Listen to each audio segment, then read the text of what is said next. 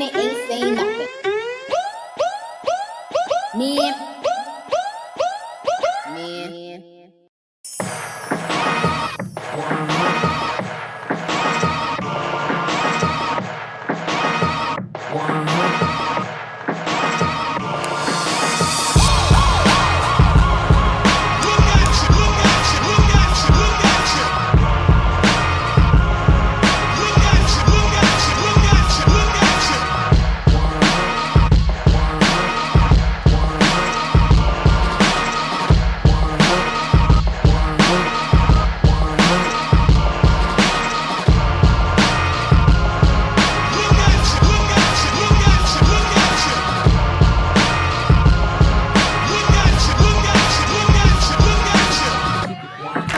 Testing, 1, 2, 3. Can you hear me? Let me turn myself up in the headphones. What's going on, people? Let's turn this music down a little bit so you can hear me better. Alright, we ain't gonna be playing sound games tonight. Alright? Niggas and bitches, bitches and niggas. Could have been anywhere in the world, but you're here with me. Okay, shout out to Salty, I see you. Uppity Negro swag. Okay, eloquently petty, articulate assholery. My name is Marcus. This is Keep It 100. All right, what's going on, niggas?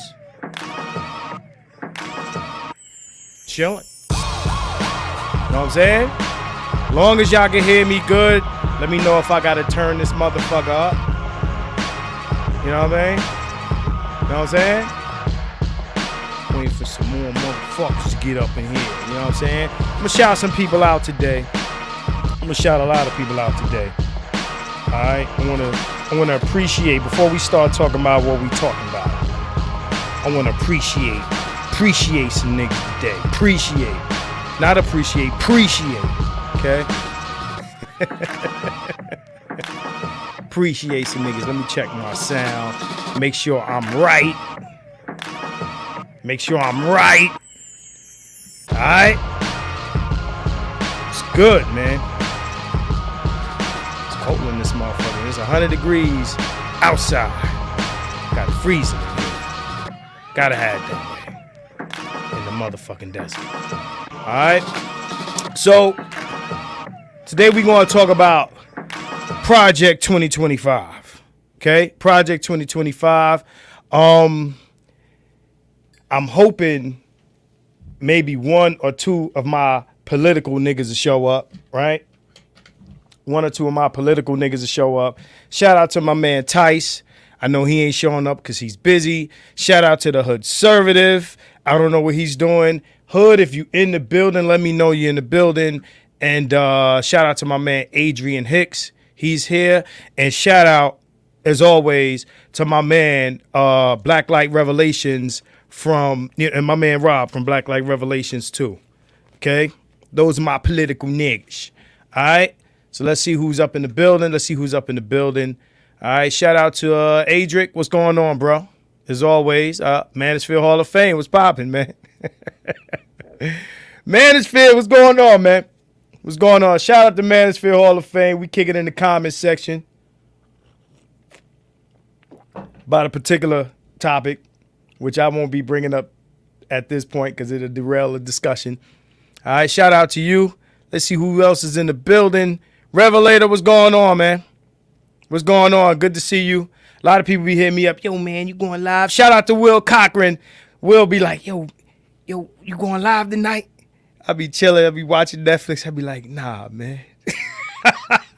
I don't know. Maybe. I don't know. Not tonight. Maybe. Shout out to my man Gold P. What's happening, family? Gold P. What's going on, man? I be seeing y'all in other people's streams, man. Shouting y'all out, man. You know what I mean? My man Saul T. Balls is in the building.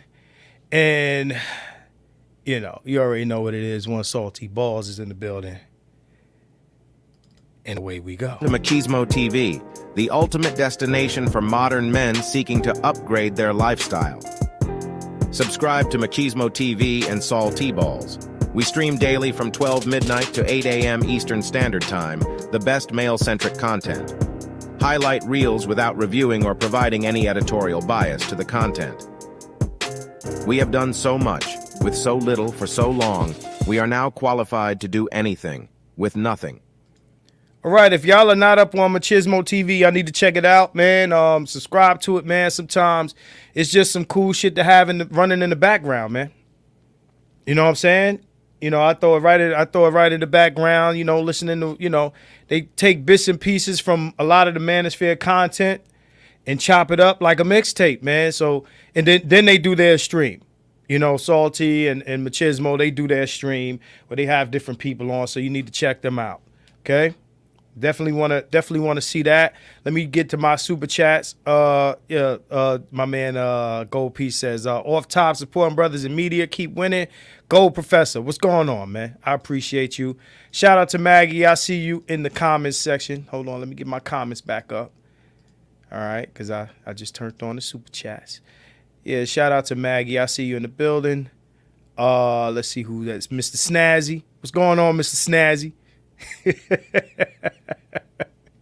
So, listen, man. I don't know how hot of a topic this is. You know, I wanted to talk about something different than what we usually talk about, man. I ain't want to do a stream about another streamer. I ain't want to, you know, talk about bitches tonight. Let's do this. And I mean, there might be some bitch talk. Might talk about some hoes, man. I might. You know, there's been some crazy things going on in the news, right?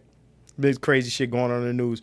But, you know, I don't know if y'all know, I'm going to bring this up, fuck it. They just arrested a couple of doctors in connection with Matthew Perry. And I know a lot of motherfuckers like, who the fuck is Matthew Perry?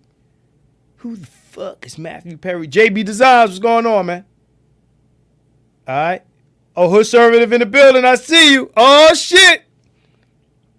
Oh, shit. Might have to drag your ass up here. I hope you ain't at the picnic with the family and the kids this time, man. Might have to drag your ass up here, man. Forgot to turn on one of my lights. Yeah. Might have to drag your ass up there, man. You know what I'm saying? But we talking about Project 2025. There's a lot of conversations that have been swirling around. Okay? Swirling around about Project 25 in the space. Okay? So I watched a few videos about it, right? Seen a couple excerpts and things like that. We're going to talk about that. I ain't going to pretend that I read 300 pages. Let me start off there. Okay? Ain't about to say I read 300 pages of some shit, you know. Ain't none of you niggas read 300 pages of some shit. Okay? So let's start there. But yeah, Matthew Perry. I remember when I was arguing with motherfuckers about this whole COVID-19 shit. Motherfuckers like, trust the science. Don't argue with the science. And shout out to my man Adrian Hicks. We was talking about this earlier. Nigga, arguing with the science is exactly what the fuck you do. That's what the fuck science is. Science is not a religion. Right? So now you got these doctors, you know, giving celebrities or whoever the fuck drugs and shit. I don't know if it was ill prescribed or if they was giving this man drugs to keep up a habit. Anyway, he died of an overdose, and now these motherfuckers are under arrest. And these are the same doctors, you know, first of all, doctors are not scientists. They're not. Let's stop that shit right now. Shout out to, who's that? Is that Gomez in the building? What's going on, Gomez? What's happening? All right, it's fringe right-wing ideology that Trump been denounced. We're going to get into that. We're going to get into that, right? We're going to get into that. So, he also denounced the KKK. So, but let's, you know, I don't want to take, you know, I don't want to go too fast. I want to go too fucking fast. Slow down, motherfucker, slow down. We got a little bit of time. I know it's a weekday. I ain't going to keep you all up all hours of the night because I know some of you motherfuckers got to go to work tomorrow. Some of you motherfuckers got to go to work tomorrow. Shout out, who that? That's A-Nell. What's going on, bro? What's going on, bro? How many motherfuckers is in here? 35? Hey, make sure I get these likes, man. Give me them likes. You look on here, see how many. I got 19 likes and 30 motherfuckers in here. Y'all need to give me some free likes. Likes are free. I want them. Give me the free likes. I want to see that number jump from 19 to 30 something. I'm watching it. I got the screens in front of me, niggas. Y'all seen pictures of my setup. I see the screens in front of me. It jumped up one. All right, we're gonna take a like break. We're gonna take a like break. Where my cigar at? We're gonna smoke to hitting that like button. Yeah, we're gonna smoke to hitting that like button. I ain't saying another motherfucking thing. Okay?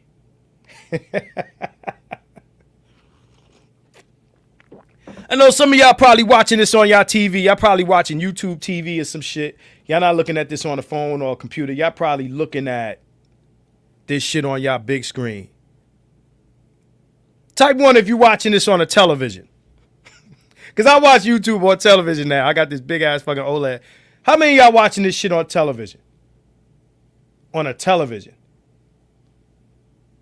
He said, being straight is fringe now. My man, hood conservative is crazy. And I hear this shit in his voice. Like, being straight is fringe now, niggas. In his New York, East New York, or wherever side of Brooklyn he's from. Because I know you're a Brooklyn nigga. You know what I'm saying? He said, being straight is fringe now. Being straight is fringe now. Like liking pussy is fringe. God damn. Anyway, let's move forward. Yeah, so trust the science, right? Some of these niggas in your space, some, COVID vaccine shit, pushing the vaccine and shit. Nigga, what? Nigga, no. You know what I'm saying? Shout out to my man Angelo. Oh, Fort Greene. This nigga from Fort Greene, son. Oh, shit. Hood conservative for Fort Greene. Oh, that's Spike Lee. That's Spike Lee kind of Fort Greene, Carroll Gardens. No, not Carroll Gardens. What's over there? Is it Carroll? No, I forget. Whatever. It's bougie hood over there, nigga. It's kind of bougie hood. The real 50 Cent. Projects / 40 Acres and a Mule. Fancy. Don't think I don't know the area, nigga. That nigga from Fort Greene. Oh, shit. This nigga's from downtown motherfucking Brooklyn. Anyway. Yeah. So, for the motherfuckers who at one point was pushing this idea that you couldn't, I'm familiar where the store used to be, but pushing this idea that, just shut up and trust the science or don't argue with the science. No, nigga, the science is what you argue when you get new information. See, motherfuckers are pro-science like a motherfucking religion, and the doctors are the preachers. The doctors are not scientists, motherfuckers. They're doctors. Just because a motherfucker prescribe you some shit don't mean, They get it, understand that some of these doctors are being paid to give you some of the drugs that they give you. You dig? So anybody in the manosphere, anybody in the space that was pushing this COVID vaccine thing, and we know their names. I ain't going to say their names. Be nice tonight. I'm going to be nice tonight. Okay? We know who they are. Let's not play games. All right, let's not play games. Knock that shit off. Knock that shit off, man. Shout out to my man Proverb, my man, makes the fancy clothing. Hey, bro. Hey, Lo, if you in here, I don't know where you at. If you in here, right? Make a comment. Say it's me or some shit like that. My man, I grew up with this cat. I see you. All right, cool. That's my man. My man makes the flyest shit. Like, you know how some niggas say, yo, I got a clothing line, and it really means they got a bunch of t-shirts? No, this nigga makes clothes, like jackets and real shit, right? You know what I'm saying? Yo, you need a commercial, man. I can roll on this motherfucker so I can promote your shit, man. But this is my man from the block. Like, I know this nigga forever. All right, so shout out to you, bro. Glad that you're up in here. You know what I'm saying? Yeah, he knows what I'm talking about with the t-shirt shit, because, we have the niggas on the block with their little t-shirt line. Yo, I got a clothing line. Yeah, get the fuck out of here. You know what I'm talking about, bro. But anyway. You know what I'm talking about, bro. But anyway, we're going to move right along. My man put me on. He put me on to some shit. This is my man. He put me on and said, look, he came to me with this, right? He said, my man, Dennis, right? Dennis, you know, the manosphere's favorite, you know, attorney, put something on the internet. He on I think it's on Instagram. Yo, bro, if you can send, you know what? Inbox me the link to that if it's still up on Instagram. So Dennis posted on Instagram that Candace Owens was gonna have her own show on NBC that was gonna replace The View. And it was fake news. It was fake news. Right? Oh, I inboxed you, bro. Leon, I inboxed you. You didn't get the notification. I inboxed you, nigga.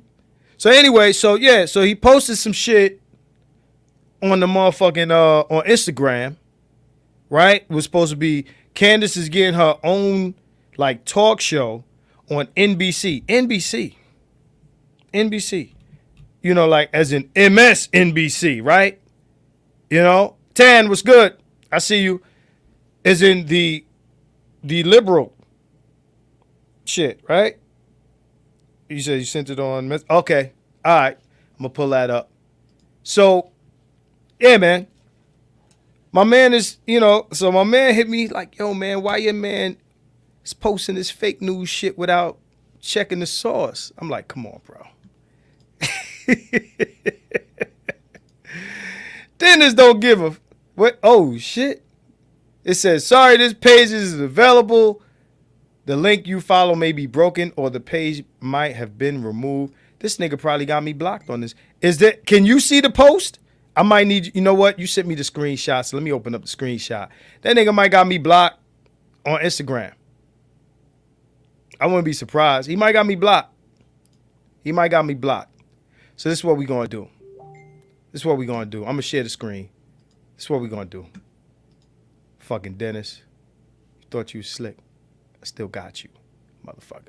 Hold on. Let me see. We're gonna share screen. Yeah, I still got your ass, nigga. All right, so, yeah, here it is. Candace Owens signs $25 million deal with ABC for a morning show. It's going to replace The View. All right, so let me see if I can zoom into this shit so we can get to the comments. Yo, is the antics. Yeah, I was going to be nice tonight, man, but, you know, my man sent me this shit. You know what I'm saying? Yo, I was minding my business. I wasn't doing shit. This ain't me, y'all. This is my man. So he says, I used to fuck with Dennis as a lawyer, but as a lawyer and not facts checking is egregious. This happened more than thrice. Come on, man. We support you to be smarter than this. He said, this can't be real. NBC is, no, well, it says ABC on the shit. So I guess ABC says way too liberal, right? But still, man, you know, it's ABC. It's ABC. ABC, NBC, it don't fucking matter. My thing is, all right, down here it says, I just checked it. It's not true. That's why what I try to do, let me stop sharing that. Y'all looking at all the bitches on my motherfucking shit. Yeah, I follow bitches on Facebook. So, yeah, so anyway. So my man just posted this shit. And, you know, look, man. Look, Dennis got to do what he got to do, man. Keep the attention. I don't know what the purpose of posting that was, but, you know, she going to have her own show on ABC. Get the fuck out of here. Shout out to Rob. I see you. Yo, do me a favor. Follow this man channel. All right, if you watching this shit on a phone or computer, I need y'all to right click this man's name and follow his shit. Blacklight Revelations 2. Y'all hear me talk about politics. This motherfucker talks about politics all fucking day. He doesn't get the props he deserves. This motherfucker works hard every day he's on. Yo, follow his shit, man. If you fuck with me, like how niggas co-sign me, yo, follow this man's shit. I'm not playing. Follow this guy's shit, bro. Black Light Revelations 2. Follow his shit, nigga. This motherfucker be having more info than I got on the politics, nigga. Do me a favor and follow this motherfucker right the fuck now. That's New York shit. We do this shit. You know what I'm saying? Yo, son. Yo, stop playing with me, son. But yeah, follow my man, right? So shout out to you, Rob. I don't know where you at. I don't know if at some point you could jump up here. But it would be cool. We talking about Project 2025. So I ain't gonna talk about too much else, man. Let's get right to the fucking point, man. It's a weekday. This ain't Friday. This ain't Saturday night. All right. So I'm gonna pull up this video that I was playing. We gonna follow along with the shit, right? Now I'm gonna play this video so we can kind of get a gist. I don't know who else did this, but today I'm doing it. We can kind of get a gist of what's happening, and then we're gonna, I'm gonna make some commentary on it, right? It's all good. It's all real. So let's do that. Hold on. Let me get this set up, and let me know if y'all can hear it or not when I do play it. Pull out my motherfucking history. So this 920-page doc. We said 920 pages. Hold on. Let me share the screen. 920 pages, bro. 920 pages. You know what I'm saying? Shout out to BGS. BGS said, I read the table of contents. Yeah, I ain't read it either. I want the Cliff Notes version. So let's do that. Let's pull this up. Let's pull this up. So I'm gonna full screen that, and we gonna start that. So let's go through this right here. Let me back it up. Let's go. Let me know if y'all can hear it. I'm gonna make sure y'all can hear this shit. All right. This 920-page document would usher in the most conservative executive branch in modern American history, if enacted. It's called Project 2025. Its pages offer new administrations a blueprint for executing a right-wing agenda, from purging the government of thousands of civil servants to dismantling the Department of Education. We do have to initiate the largest mass deportation project in the history of this country. Former President Donald Trump has distanced himself from Project 2025, but Democrats aren't buying it. Project 2025 would roll back our fundamental freedoms, undermine our democracy, and gut checks and balances. Here's a closer look at the four main pillars of this radical plan and how they could transform the American government as we know it. One of the things that's interesting about Project 2025 is the tone. You hear the term woke mentioned dozens of times, radical mentioned dozens of times. It's remarkably driven by culture war politics. Project 2025 is designed as a government in waiting if Trump or any conservative president returns to office. It's the brainchild of the Heritage Foundation, a conservative think tank and lobbying group that has helped staff Republican administrations since the Reagan era. We cover literally every public policy issue in Project 2025, from domestic policy to foreign policy. Kevin Roberts is the president of the Heritage Foundation and one of the driving forces behind the project. All Project 2025 is trying to do is to be a corrective to the liberal nonsense that has been so insidious inside the executive branch for the last half century. The Heritage Foundation says Project 2025 is backed by more than 100 conservative organizations and a $22 million budget. So I think the size, scale, and sophistication of Project 2025 is unprecedented.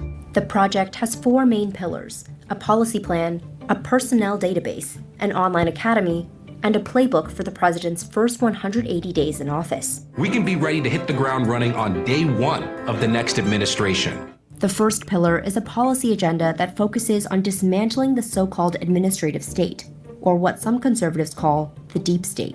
Either the deep state destroys America, or we destroy the deep state. For Project 2025, dismantling the administrative state means purging the civil workforce of tens of thousands of federal employees and replacing them with conservative pre-vetted picks. There is a concentration not just of power, but a concentration of radical leftist ideology in these employees. Hopefully, we will see over the next 10 to 20 years the elimination of entire cabinet departments. The plan would dismantle the Department of Homeland Security, eliminate the Department of Education entirely, and transform the FBI into a political task force that is accountable to the president.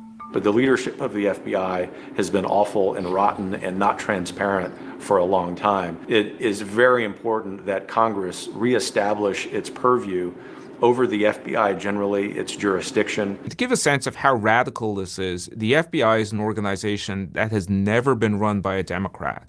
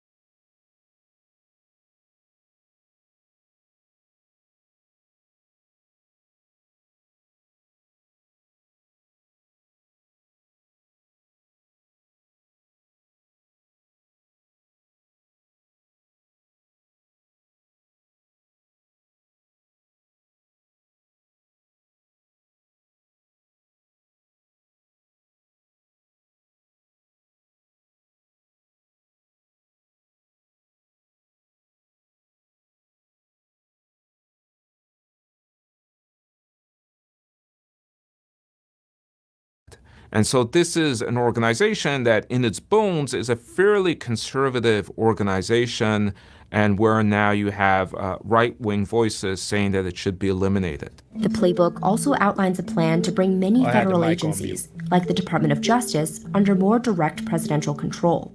What Project 2025 articulates is the idea that the president should be the one directing the activities of the Department of Justice, even if that means that the president will not be investigated, or that the DOJ will be sent to attack the president's political enemies. We will root out the communists, Marxists, fascists, and the radical left thugs that live like vermin within the confines of our country. The Heritage Foundation says it wants to ensure that what remains of this whittled-down federal bureaucracy is conservative, not just for the next president, but for a long time to come. Pillar 2, Personnel Database.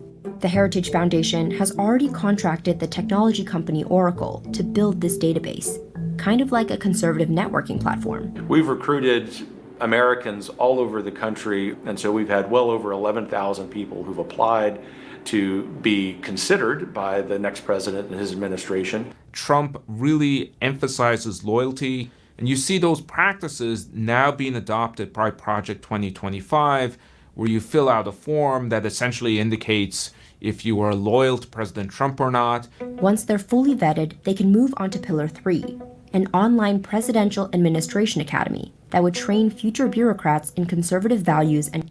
Now, let me say this. I don't know how much of Project 2025, because you listen to the guy, the Democrat, whoever the fuck he is, talking about Project 2025, and he's centering the plan around Trump. And these ideas existed before Trump. This is just conservative shit. This has nothing to do with Trump, right? They didn't build this like, okay, if Trump gets reelected, these are the ideas. Again, it's like what Maggie said, because I watched a few videos. This shit is old shit. This is old shit, right? This is something that they've been trying to do. They've been trying to do this shit. You know what I'm saying? What, I got 39 likes, 49 watching. 10 of y'all owe me a motherfucking like. But yeah, this is shit they've been trying to do. It's not new. Right? Now, it's wild shit. It's wild. Like, let's not, I've heard people say, oh, there ain't shit to worry about. No, this is wild shit. Let's not downplay the wildness of this shit. Let me see. Let's see who I got super chatting. All right, shout out to John Guillory showing support. Keep It 100 Media. What's going on, bro? I see you in the building. Yeah, this is some wild shit. Some of it. So let's keep it moving with this. Let's keep it moving. Shout out to Hood Conservative, still in the building. If he's still in the building, my man Rob. Let's go. Governing. So we want these people who are competent, who have great credentials, to be prepared for the specific job that they will have. Project 2025 provides detailed policy plans for dozens of government agencies, outlining ways to create de facto abortion bans, slash federal investment in renewable energy, and roll back environmental regulations. Here, you can see several sections dedicated to consolidating U.S. immigration agencies and expanding their power. Number one, we have to close the border. We do have to initiate the largest mass deportation project in the history of this country. The 12 million people who've come in as illegal aliens must be sent back to their native countries.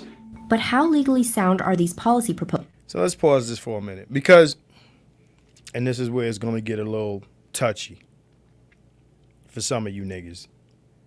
Now, I know when we talk about the reparations discussion, we talk about, ADOS, FBA, we start talking about hip hop, we start talking about Black Americans, Caribbean, continental Black people, right? Right? That aside, put that aside, right? Because that ain't this conversation. In the political discussion, a lot of people from other places are conservative. A lot of people, let's keep it real. It's a lot of motherfuckers who are conservatives, right? They right-wing Black people from other places. I say that to say this. Don't right-wing your ass back to where you came from if your shit ain't correct. Because there's a lot of y'all born here. But it's a lot of y'all came here when y'all was kids and, y'all are not exactly citizens. It's a lot of motherfuckers that came here on a visa, didn't leave. There's a lot of motherfuckers who snuck in here from Canada and shit like that. Shout out to y'all, whoever you are, but don't right-wing us to death to piss us off. It didn't end up, because this ain't, we ain't talking about illegals, you think they talk about Mexicans only as shit. Nah. They talk about anybody who ain't got their paper straight.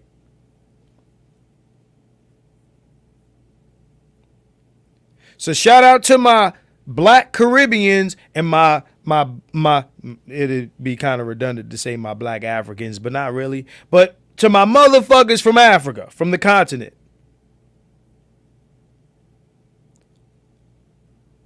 But don't right wing in our face to piss off Black people and then get your ass shipped back to where you came from on some you supporting your own deportation shit. Just want to throw that up there. Shout out to Will. Let me highlight Will. You know what I'm saying? Will says, yeah, been hearing this shit since I was in high school when Reagan was in office. Yeah. AB Promotion, shout out to you. Shout out Kate and Ave. Oh shit. Kate and Ave. What you know about Kate and Ave, nigga? Shout out Kate and Ave. Salute, keep it 100. Kate and Ave. Flatbush, nigga. Know what I'm saying? Shout out to Wannabe Mystic. He says, what cracks me up is Black conservatives like Tim Scott think they're going to get positions of power in this shit. Yeah. Me reading a lot of comments tonight. Now that the flag has been raised, it's going to be increasingly difficult for Project 2025 to be implemented in any capacity now that people are becoming familiar with these potential policies. And we're going to discuss some more of that as we move along. Let me scroll up and see if I missed anybody. The D-Hive, a lot of it will require constitutional amendments such as expanding presidential appointment authority and shit. Exactly. Said not trying, they've made many strides, and let's not downplay the eugenics-like stance they have for Black Americans.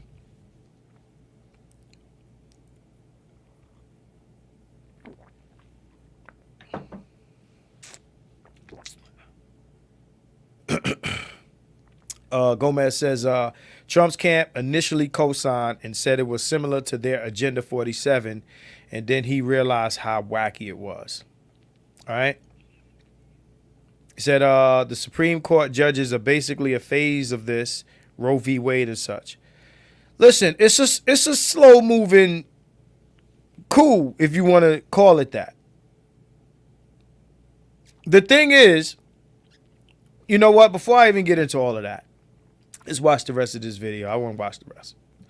Let's go. Let me pull it back up. Matter of fact, let me do this. Proposals. And what would they look like in practice?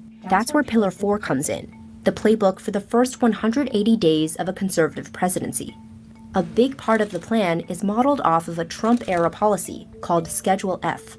Schedule F is originally an executive order that Trump signed that would allow him to turn thousands of career civil servants into political appointees that he could then fire if they displeased him in any way, and then have to be more responsive to a president who in the past has shown a willingness to fire people for disloyalty rather than for competence. The Biden administration reversed this order in 2021, but Trump has vowed to bring it back if he is reelected. First, I will immediately reissue my 2020 executive order restoring the president's authority to remove rogue bureaucrats, and I will wield that power very aggressively. I think Schedule F is not just possible, but it's certainly an incredible priority of a second Trump administration. The problem with Schedule F is that there is no real limitation to the number of people who could be converted. Underpinning many of Project 2025's policy proposals is a legal principle called the unitary executive theory. It is based on a clause in the Constitution that says the executive power is vested in the president. Project 2025 assumption is that the president has something called unitary executive authority. This gives him enormous untested powers to essentially do whatever he wants and reduces the power of Congress to check those powers. Conservative Supreme Court justices, like Justice Samuel Alito, have signaled support for the unitary executive theory and skepticism of federal agencies. All right, let me pause right there. Let me see some of what y'all talking about here. All right, so I think I passed this one already. Shout out to, I think I read that one already. Yeah, let me scroll on down. This is JB Design. It says the nation is 2 steps away from burning because of all the divisions in place. The Trump campaign has to be very careful and avoid hyper controversial legislation to avoid this, right? Now, of course, in order for these things to happen, like Maggie said, they've been doing this. And, they would have to go baby step by baby step. It's not a thing where they can just, we vote for Trump, he gets in, and then, it's dun, dun, dun, dun, dun, dun, dun, dun, like that. That's not how it's going. That's not how this shit works, y'all. Remember, Trump, last time Trump was here, he signed a bunch of executive orders that got shot down. You know what I'm saying? He said, America needs a right-wing dictator. Yo, wildin'. The the funny thing about it, shout out to Conservative, but the funny thing about like black guys who say that they want like a right-wing dictator, nigga, no you don't. No you don't. You know, I can see it now, you know, the fucking, you know, right-wing Gestapo coming in the hood. Yes, I'm glad to see you. Shoot those niggas over. Boo, boo, boo. Oh shit. What are you doing? Boo, boo, boo, boo, boo, boo. I was the good nigga. You know, because all the white racists are on the left. You know, the right wing loves you, right? Yeah, sure. He said this has to be done over an extremely long period of time. The person taking advantage of this will not be Trump because it'll take years to implement.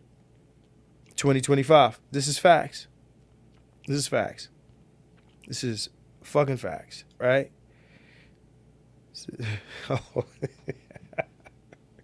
Hey, y'all gonna leave my friend Conservative alone, man.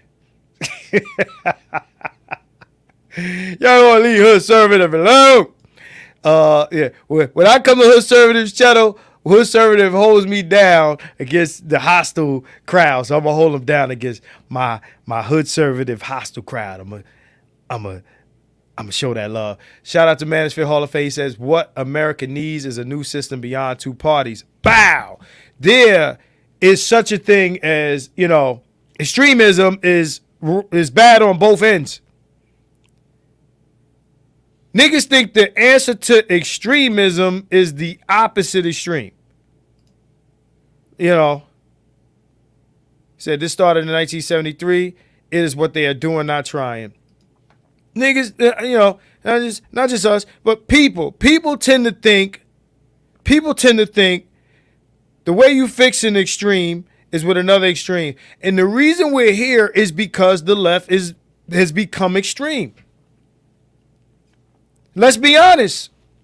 Now, you know, the funny thing is here I am talking about Project 2025. Somebody be like, you must be a Democrat. No, the motherfuckers is weird too. Right now, we got two parties that are extreme. They're extreme. You got this extreme liberalism going on, right? Which is triggering more extreme. Because the right been extreme for a very long fucking time, ladies and gentlemen. It's been extreme for a long time. And now you got a more extreme right wing. And I quote Conservative has said, you know, he's like super duper right wing. Super right wing. That nigga's the Falcon in Marvel Studios, Falcon right wing. Right?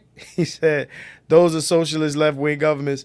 I don't know, y'all this must be part of your you know, he said the illusion of choice is real. Right? So yeah, it says if you want to live in a right wing dictatorship, just look at Venezuela, North Korea, and Iran. Niggas really want that kind of regime? Yeah. Cause you know why? Niggas think, well, then the bitches will be in order.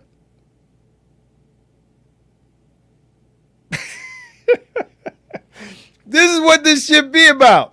Well, you know, if we want the bitches to not act up, right? Right? So the bitches will be in order. But then your shit will be fucked up outside of that. And niggas think because they agree with the conservative, you know, bigot, that motherfucker will become their friend. No, nigga, no.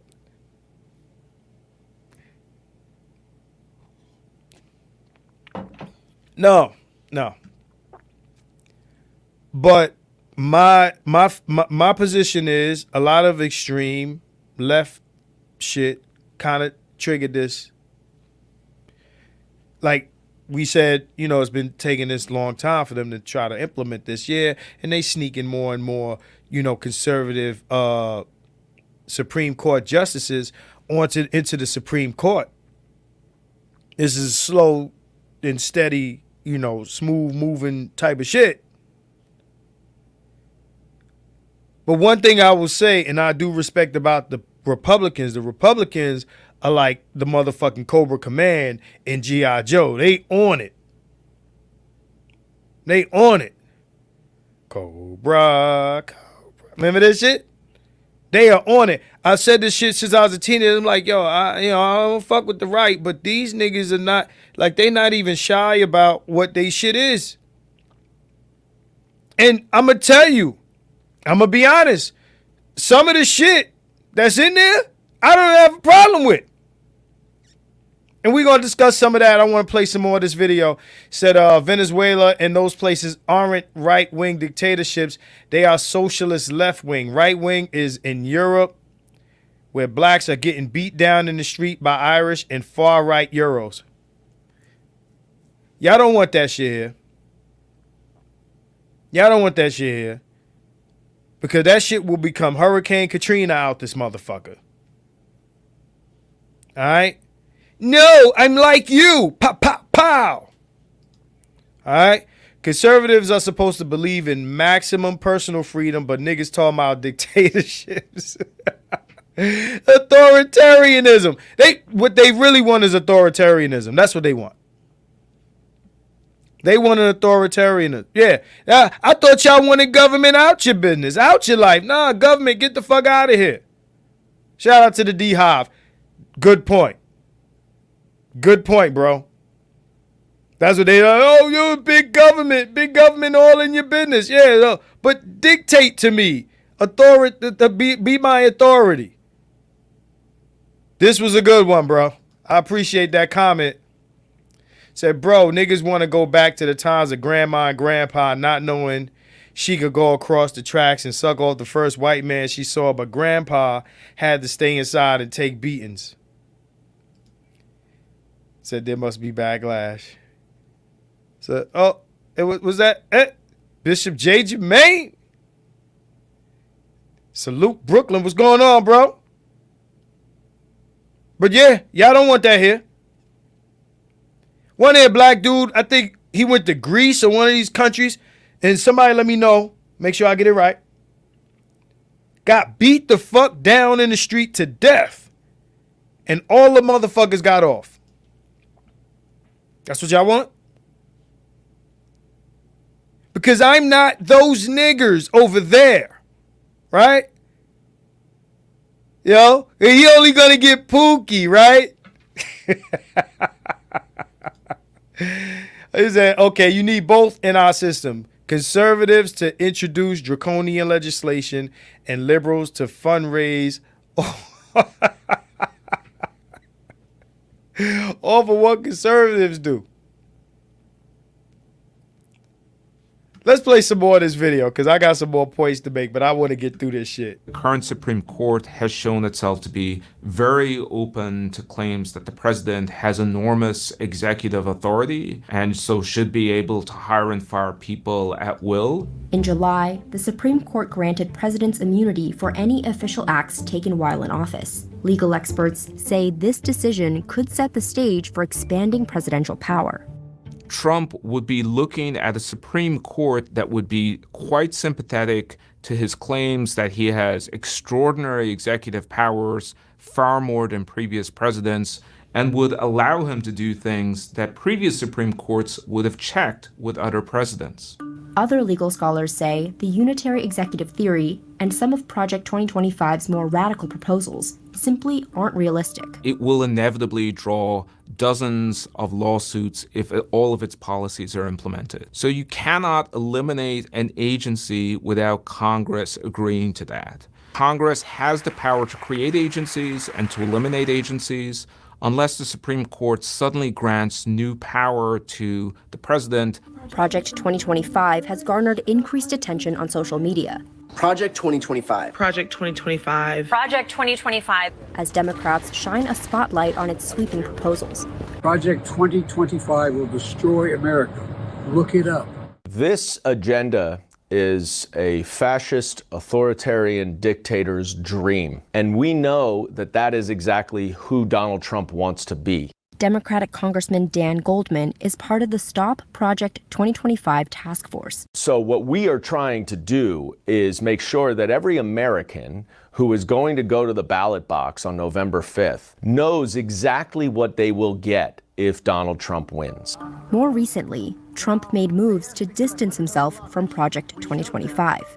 In a Truth Social post, he said he knew nothing about it, calling some of the proposals ridiculous and abysmal. Goldman says these statements are part of a larger political strategy.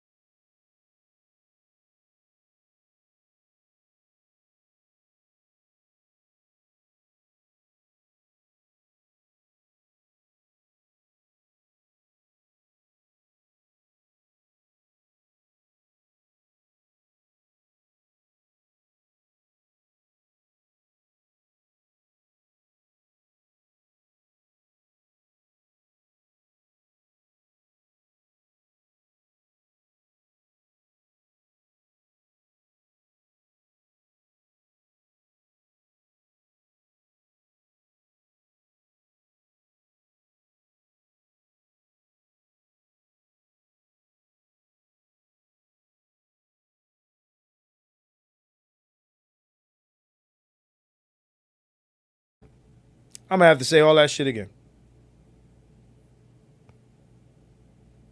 You motherfuckers. Nah, it ain't y'all fault. I'm fucking up over here. War Ready Ma says, like, niggas, no sound. God damn it, there's no sound. Oh, man. What I said was, when I was fucking muted, what I said was, now, Trump has said, I don't know shit about Project 2025. He said, I don't know shit about it. Shout out to Gomez. He said, yeah, Trump denounced it. He said he don't know shit about it, right? But, what that mean? I mean, he can't lie? Like, he can lie. Kamala is pretending to be a whole black woman.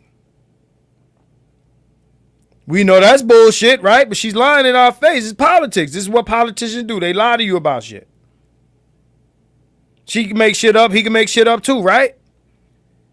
So we gonna forget the motherfucker can make some shit up? Oh, KKK. Ooh, what is that? Some pretty nice people down there with the tiki torches, right? We forgot all of that shit, right?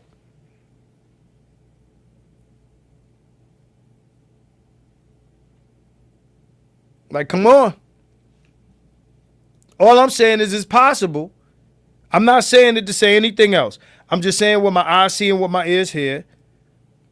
Yeah, it's possible he could say, yo, I don't know shit about this. I don't fuck with it, right? But then quote from the shit. How do you quote from some shit that you don't know shit about? You know what I'm saying?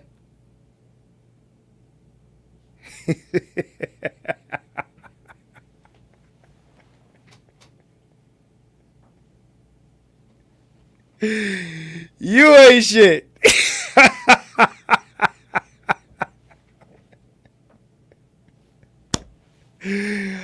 Oh shit, you motherfucker. He said keep the volume 100. God damn it. But I'm just saying. Yeah, he can't run on it.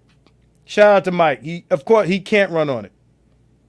Just like I always say, niggas be like, they ain't campaigning us. Of course they can't campaign to you because no presidential candidate can campaign on doing shit for niggas. They can't do it and win.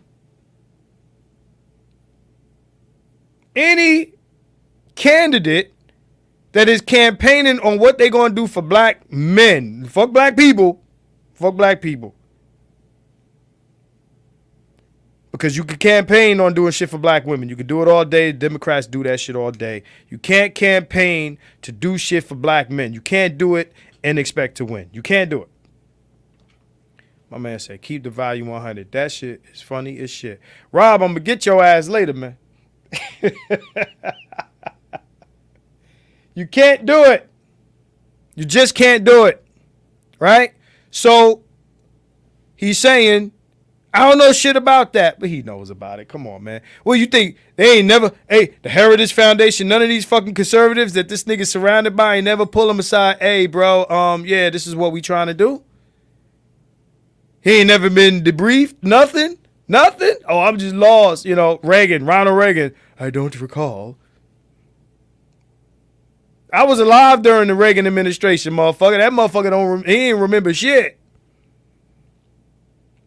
These motherfuckers is following the Reagan blueprint to the letter. I don't recall.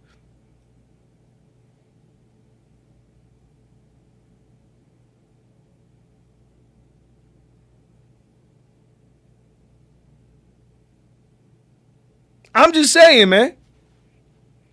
I'm just saying. So, of course he fucking knew, man. He can't run on it, but he knows. Which means he's a liar, right? He's a liar. Just like, Kamala. Kamala. She's a liar. She lying about who she is, where she's from and all that shit, her heritage and all that shit. She lying.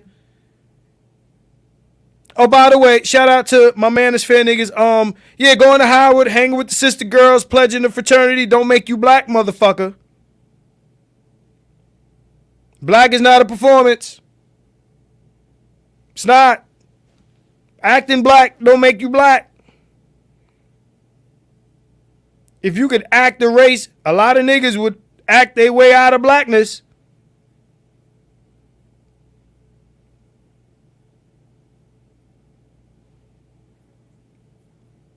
Because if that's the case, Rachel Dolezal black than a motherfucker. And Rachel Dolezal said, fuck y'all niggas. All that shit I did for niggas.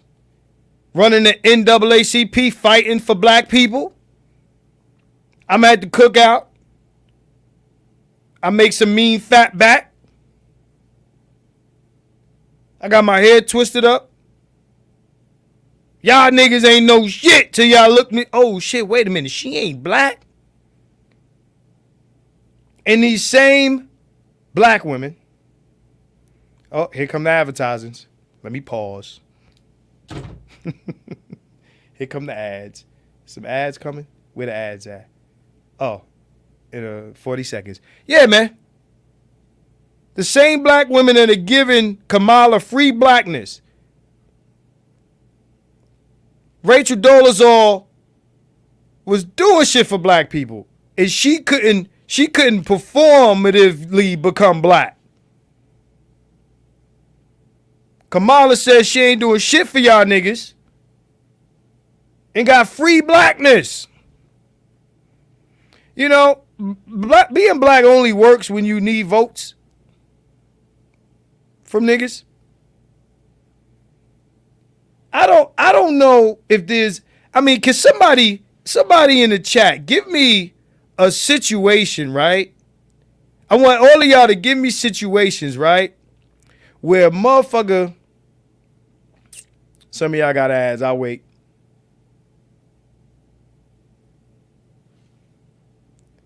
I want everybody in the chat to type in the situation where temporary blackness is beneficial.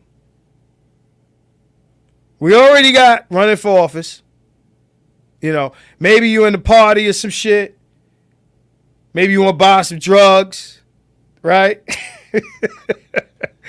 I want everybody to make up a scenario in the chat, and I want to read these, where temporary blackness is beneficial. It's better than being white, right? I'm black, but not really. Who remembers the movie Soul Man with C. Thomas Howell back in the day? I'm just saying, y'all wouldn't give Rachel Dolezal black status, right? And she did it all for motherfuckers. And y'all gave this motherfucker black status, and she told you, I ain't doing shit specifically for black people. Fuck you mean? You do shit? You think I'm gonna get up there and do shit specifically for black people?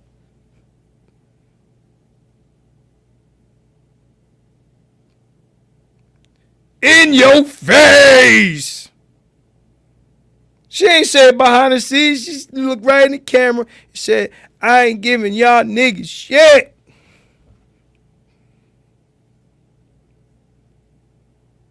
Harris 2024.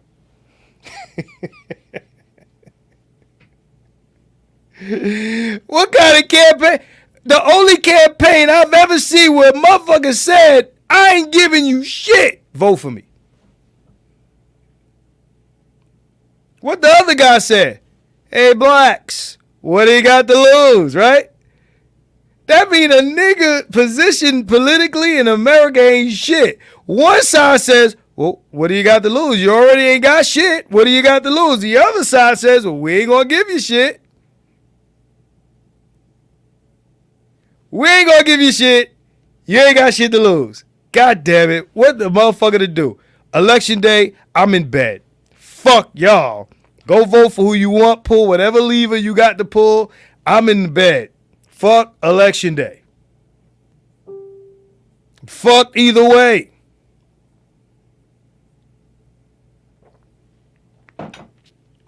Biden, you don't vote for me, you ain't black. I guess blackness is performative. Acting black is voting Democrat. Y'all ain't know. Right?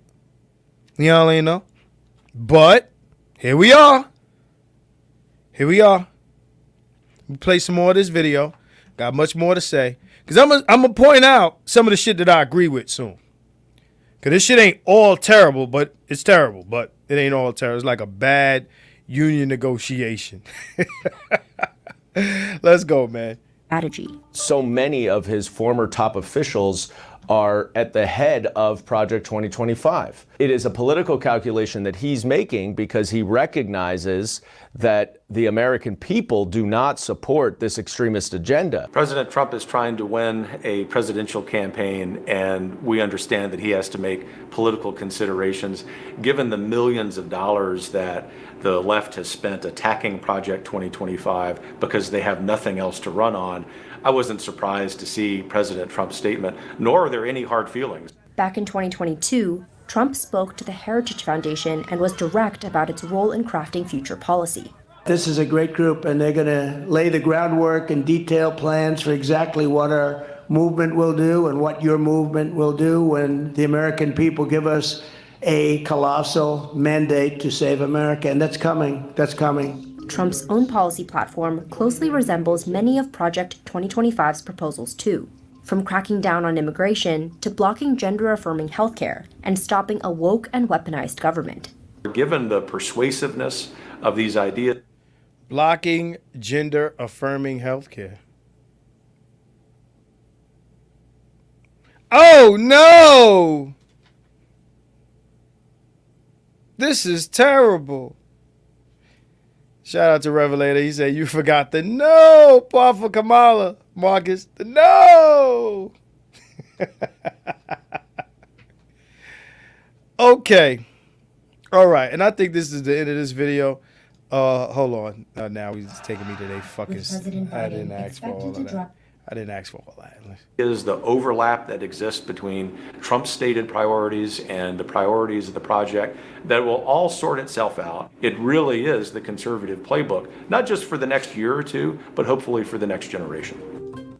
All right, so there's bound to be overlap. Like he said, there's bound to be overlap. Because I'm trying to, be as balanced with this as possible. There's bound to be overlap between Trump's conservatism and their conservatism. There's bound to be overlap. So there'll be some things that he might say that, might sound like what they're talking about. You know what I'm saying? But then there's some things that he's saying that is exactly what they're talking about, right? Now, the things that I don't have a problem with, at least that I know about, because again, it's 920 pages. I'm sure there's a lot more in that motherfucker than what I am aware of. But the border shit, oh yeah. Oh yeah. Get the motherfuckers out of here. Real shit. Without apology, sorry, not sorry. Get the motherfuckers out of here. We already know. So for anybody in here that's leftist, leaning, liberal, or whatever the case may be, we already know what the effects are of motherfuckers coming in here illegally. Not only that, for anybody that's pushing any reparations argument, we know that this is a problem.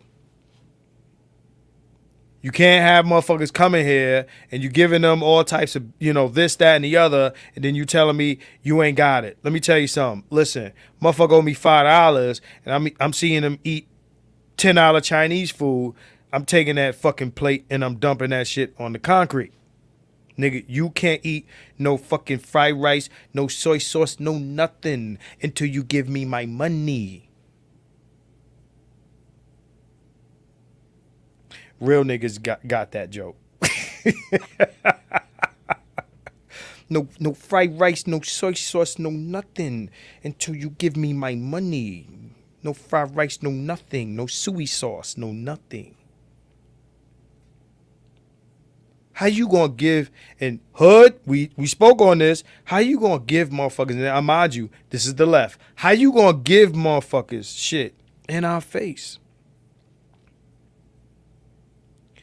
How you gonna give us shit, give them shit in our face and then tell us you ain't got it?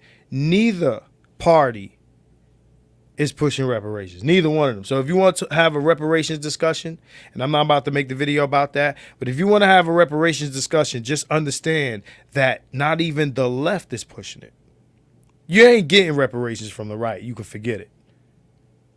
So anybody that's talking this shit about, reparations, understand, neither party is giving this to you. Neither one. You can't run on it. It's some let's give niggas shit, rhetoric.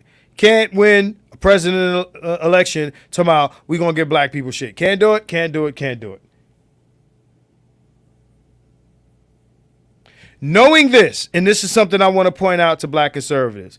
Knowing that you cannot win, and all of the black conservatives will be like, yup, that's right. You can't win a presidency offering niggas shit. You can't do it. I'm going to quote, look, I'm going to put this on screen. Because, nigga, you ain't, look, this is clipped. That's what you understand, brother. This is clipped. You see that? Racist but honest. Because we done had enough conversations where you tried to say that these motherfuckers had no racism about them, but this is clipped. You got this on record now. Y'all see it says, the hood conservative, racist but honest. Listen, I love honesty. And that's what we've been saying for a long time. But conservatives, black ones especially, that are trying to get you to vote conservatively, try to con you into thinking that the right ain't fucking racist. But you said it.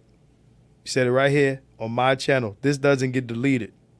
This going to get clipped. And, when you come back and you try to say, hey, the conservative, the racism is on the left. No, you said it right here. Said it right here. Just understand when you come to Keep It 100 and you say some shit and it contradicts some other shit you said, that shit is going in the books. Got him. You my nigga though. All right. Said they do things to each other that move toward New World Order. Then they use fair tactics to make you take sides and give in the illusion of choice. We remember the illusion of choice. George Carlin, the illusion of choice.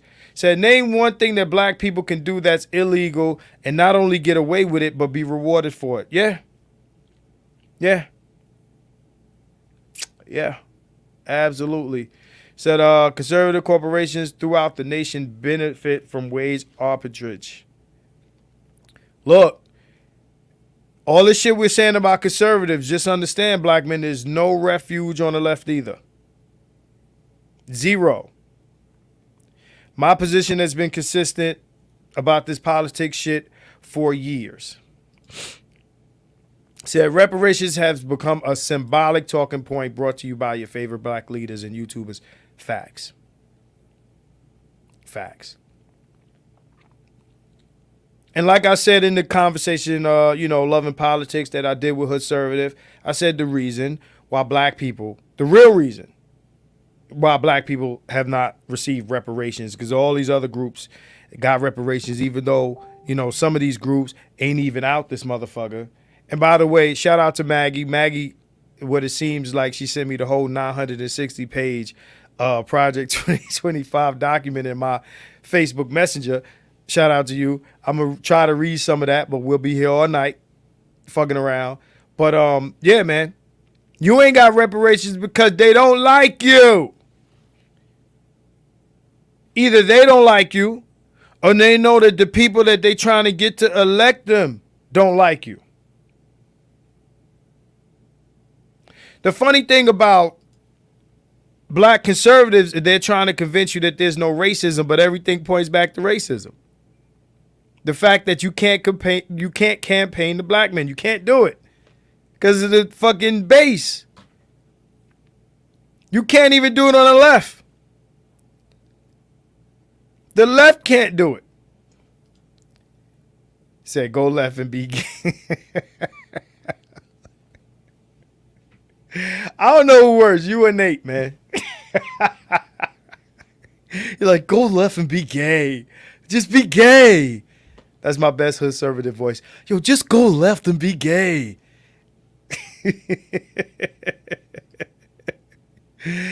Yo, there's no refuge on the left. They like, oh my God, they're going to block gender affirming healthcare. What the fuck is gender affirming? Does anybody know like an emergency room situation? There's a gender affirming emergency room situation. Gender affirming healthcare. What the fuck does that mean?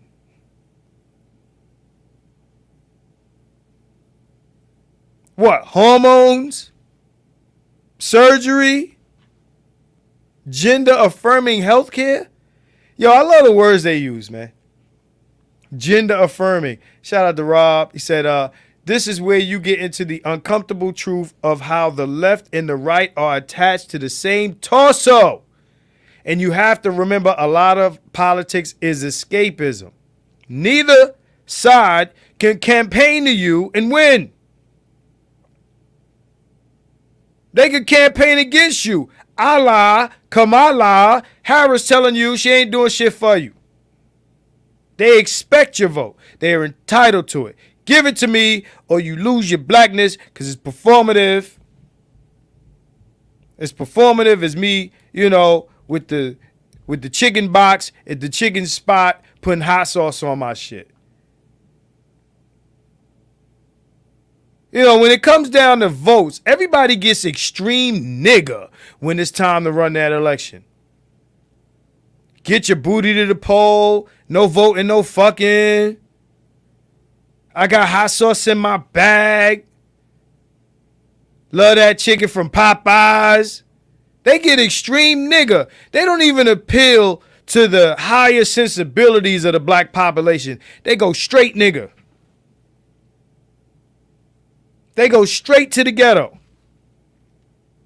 I was just like y'all niggas. I was likes me some chicken. And I think to myself, what a wonderful world.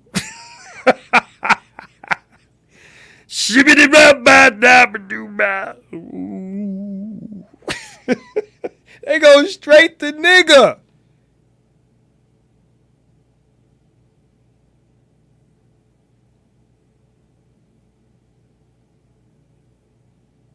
The hammer dancing for popcorn chicken type shit, man.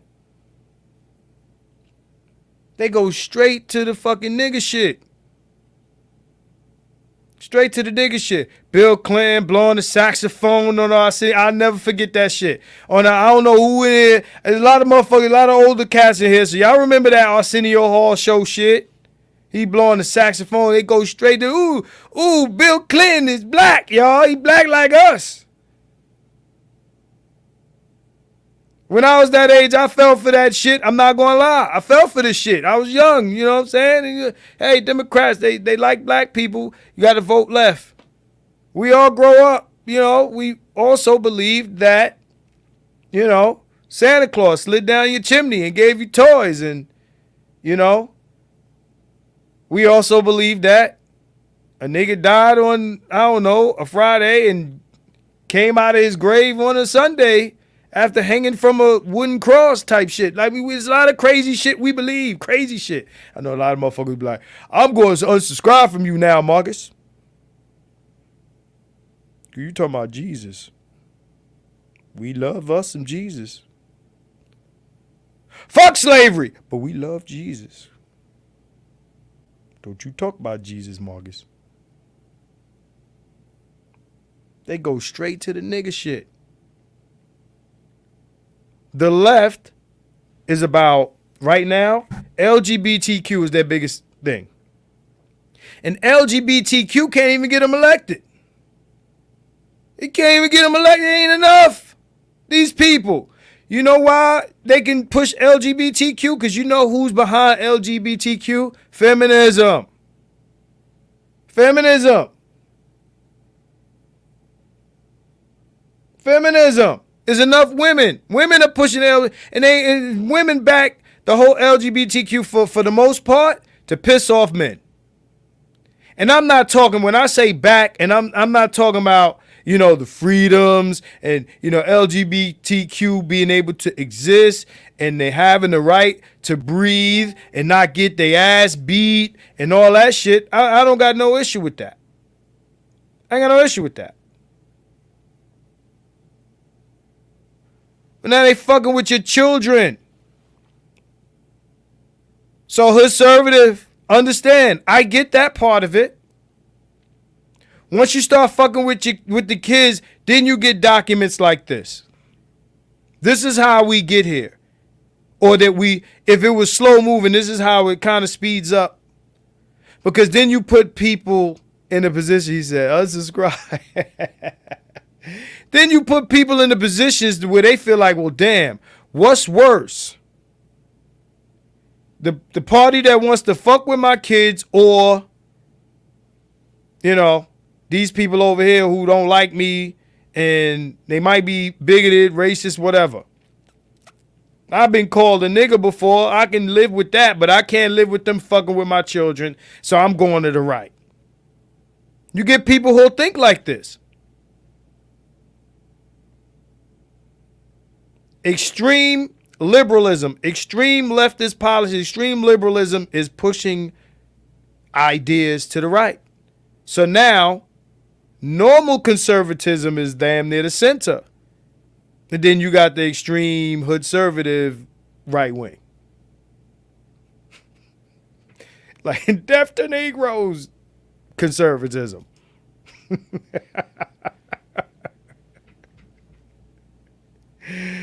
You know what I'm saying? Like, this is where we at with it. You know, so religion would be plebiscite babble anywhere else, but people have an emotional attachment to ideas that reality don't support. How about this? I take it even further. Ideas that support your bondage. I get into debates with motherfuckers. I tell them, well, you know, Christianity is a slave religion. No, it ain't. What you mean? Fuck, I mean, it says it in there. You talk to them about slave morality, master morality, that's just too much. Slow down, too much. But you say in the Bible, it says, I mean, how much obey, obey and, submit and obey. There's a lot of obey in the Bible. Obey. Why the fuck am I obeying? It's a lot of obey. What the fuck is going on? For what? Why? All right? Two groups I can't understand. Well, three groups I can't understand would be Christian. Three groups I can't understand would be Christian. Women, I can't understand why women would be Christian at all. I can't understand it. Black people, I don't get it. I don't get why you would be a Christian as a black person. Gay people, I don't get why you would be a gay person and be a Christian. The Bible don't like y'all. The Bible don't like you. Know what I'm saying? Or at least it supports ideas that have been hurtful to your existence. Black, gay, females, I don't understand. Can somebody tell me like a great woman in the Bible? All right. Said they could push LGBTQIA effectively because many white men in positions of power are closeted gays and corporations benefit from less hetero pair bonding. That sounds good. But what about this global letter agenda where you're telling different countries, we won't fuck with you unless you do this or whatever. Fuck whatever other atrocities and shit are happening. We just want you to let the gay people do what they want. And now, mind you, I don't give a fuck. I don't give a fuck. You gay, do your thing. I don't give a fuck. It's not my business. I don't care. Just don't make it my business. Don't shove it in my face and don't fuck with the kids. That's where I draw the line. It's really about the children. I'm sure Hood Conservative feels the same way. And that's a real sticking point for some people that'll push you to conservatism. So we already spoke about the border, and then we spoke about the whole LGBTQ shit, right? So what other ideas push people to the right? Or what's in this document that people might not have a problem with? Right? But black men and men have to kind of like make the trade-off between, well, especially black men, have to make the trade-off between whatever's going to come with that right-wing agenda.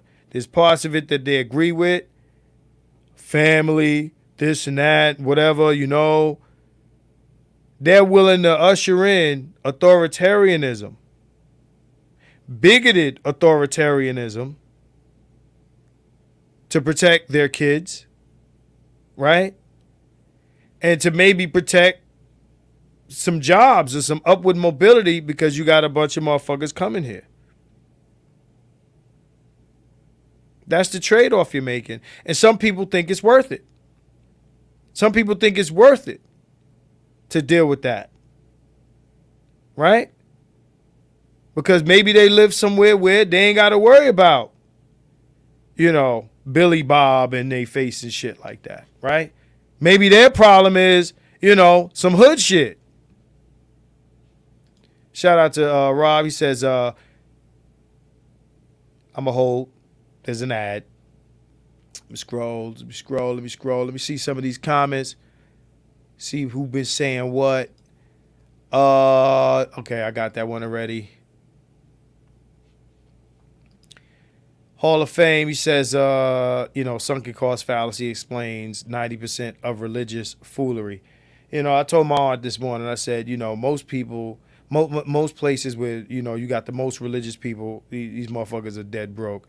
Bishop J. Jermaine, he said, that's my live this coming Sunday about the religiosity he's talking about. Yeah, so I'll be there for that. I will be there for that. All right. Let's keep it moving. Oh, TD Media Group, shout out to you, bro. Oh shit, TD Media Group in the motherfucking building. Slave morality, master morality makes motherfuckers brains explode because it forces accountability and confrontation. Two things a lot of folks are terrified of. You can't make motherfuckers think too hard. Nah, Marcus, it's worse than that. You will find black males who will publicly speak against reparations. Only black. Yeah, and most of them are from other places. Yeah, most of them. Not all of them. You got a lot of dudes that, full-blooded American, black American, and be like, no, you niggers only want handouts. Notice, handout, definition, shit for niggas. Free shit for niggas. Anybody else? It's aid, it's a grant. Some other fancy word, like gender affirming. Do you see these policies, from the right wing talking about they want to get rid of welfare, this and that? Let me tell you something. I lived in small white towns. The motherfuckers on welfare. When they wanted to get rid of Obamacare, white people had the Affordable Health Care Act. They had that shit, affordable health care. Wait, hold on.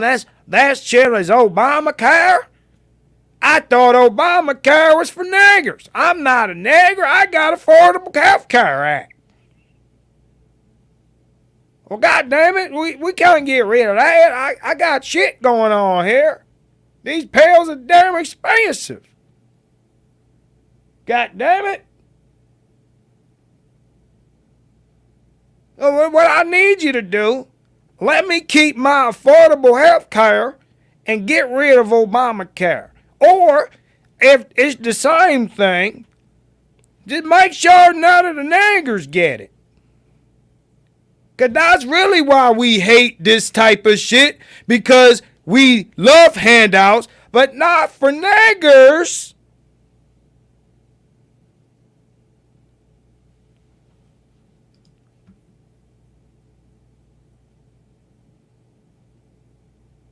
So when I hear niggas say the word handout, you a coon or you a foreigner. It's one or the other.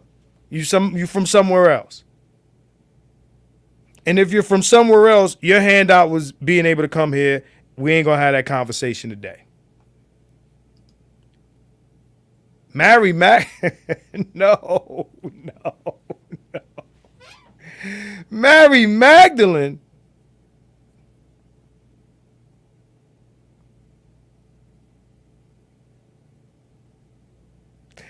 You fucking with me, man.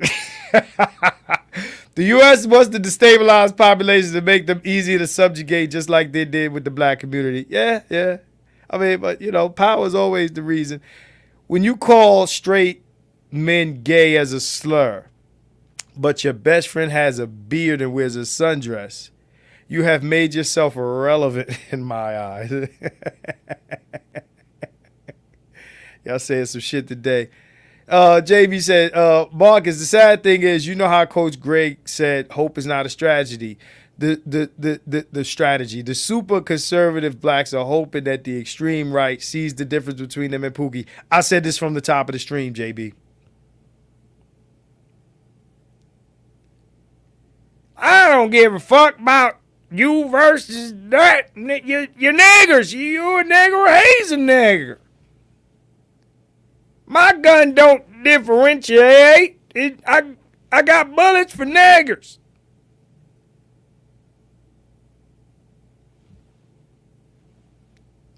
No, I'm not one of them. I'm like you. I don't like them either. I don't like the both of you. You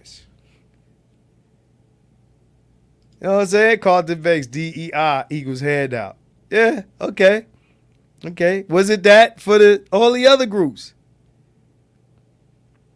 Let me tell you, America was a handout.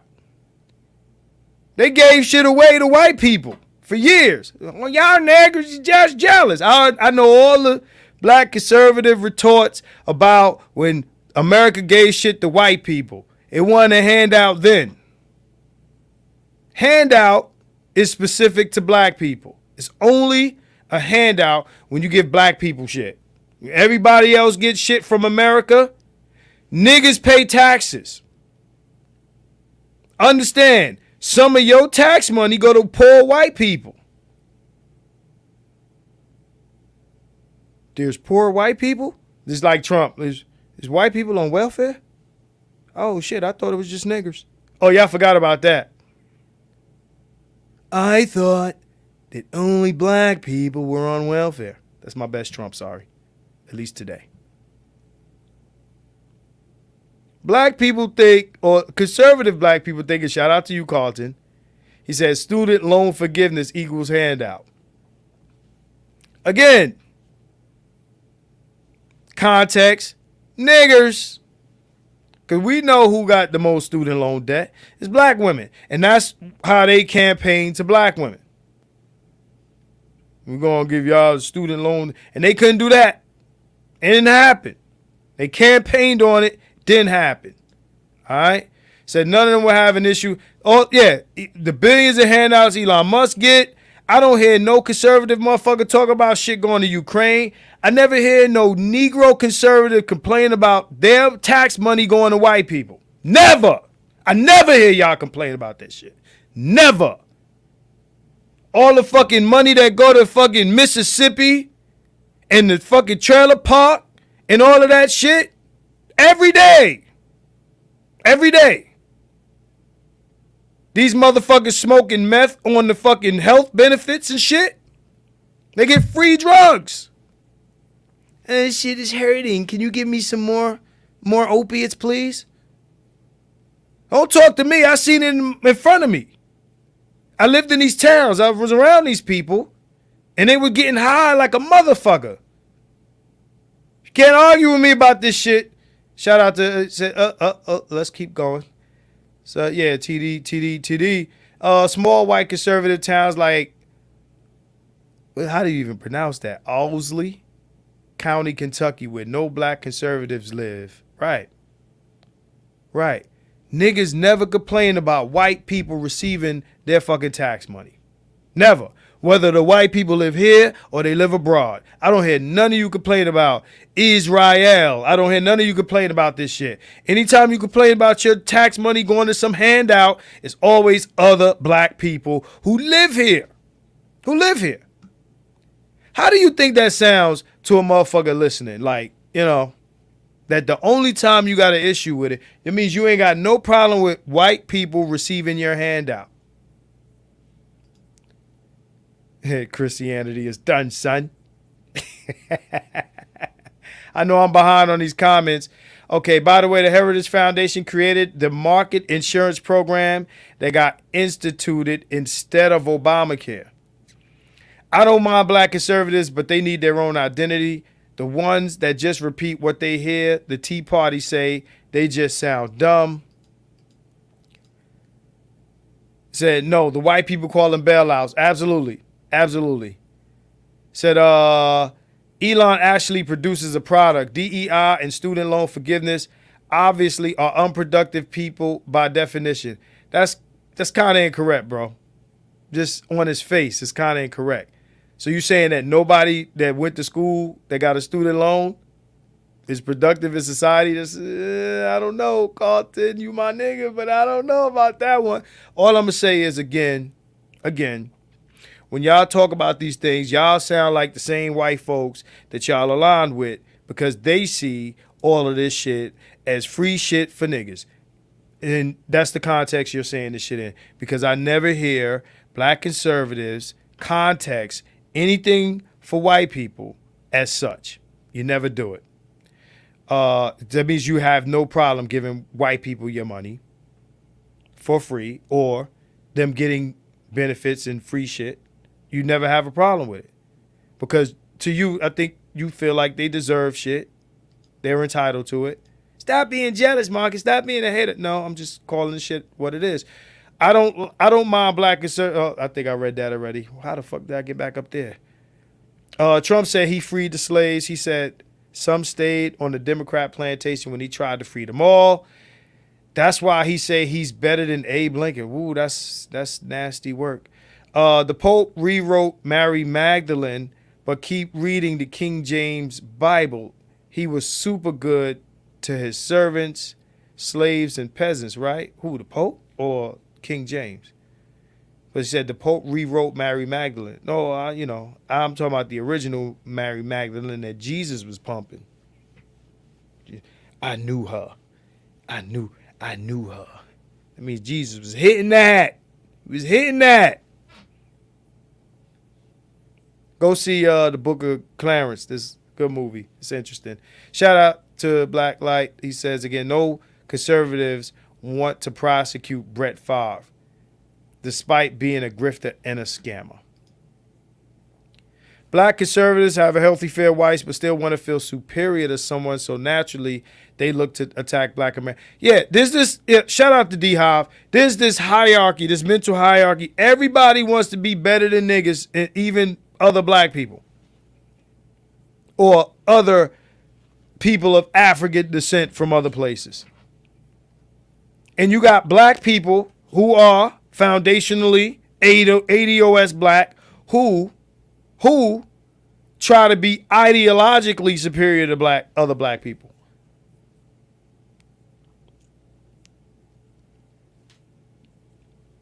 Let me tell you something. Agreeing with like bigoted politics is not going to make you different or put you on a higher class status with racists. It's not going to happen. In your mind, you think, if I agree with these people, no, it's not going to happen. You get the rope too. They're going to hang your ass next to Pookie. Student loan forgiveness was a huge giveaway to financially good white people who disproportionately have the money to pay back loans.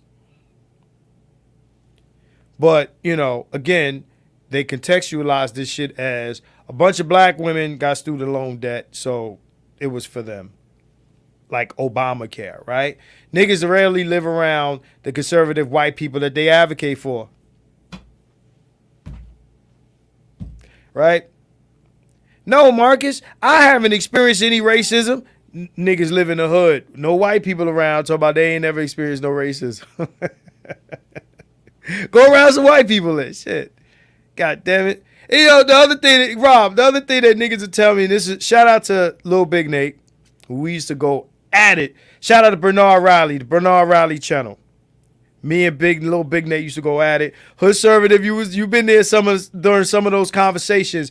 Lil Big Nate, if you vote right as a business owner, you keep most of your money. You get to keep more of your taxes and, big government and out in your pocket and all this other shit, right? That's what they say. As a business owner, you get to keep more of your money with less taxes. I remember George Bush raising taxes out this motherfucker. And conservative presidents raised taxes out this motherfucker for working motherfuckers. But you get to keep more of your money if you are a business owner. So then, of course, my question is, well, how many of you motherfuckers run businesses? Cricket, cricket, cricket, cricket. Cricket, cricket, cricket. Don't advocate for your aspiration, nigga. Advocate for who your ass is today. All right? So arguing over who should get the white man's money. No, it's my money, nigga. I pay taxes. Fuck is you talking about, nigga? We did this already. The white man's money? What is this shit? Nottingham, nigga? I pay taxes. I pay taxes. You pay taxes. Your money, the white man money. Was the white man on the job working those hours that you work? I'm trying to understand it. The white man's money. Don't trust them new niggas over there. Bringing they nigga essence in the air.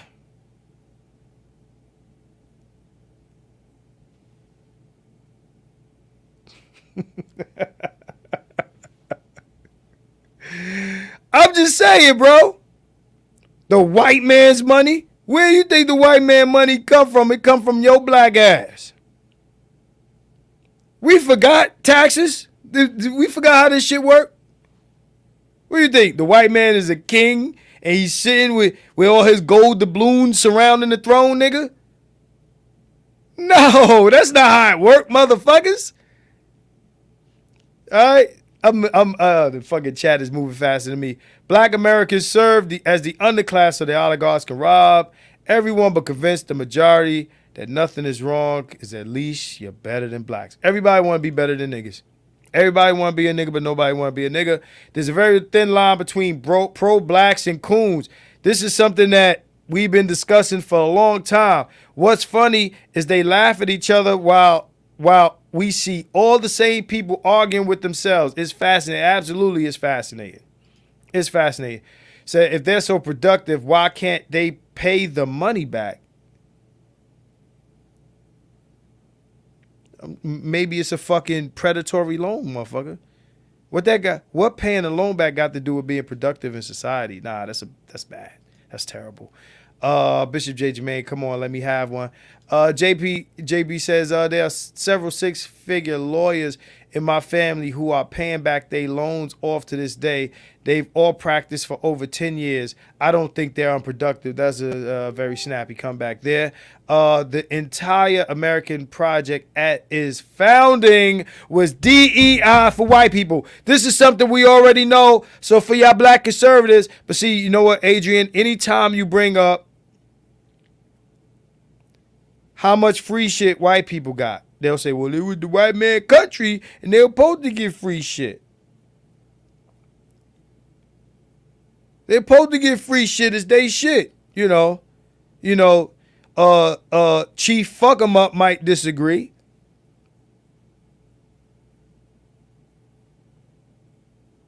Chief Get 'em off my land might have a problem with that statement.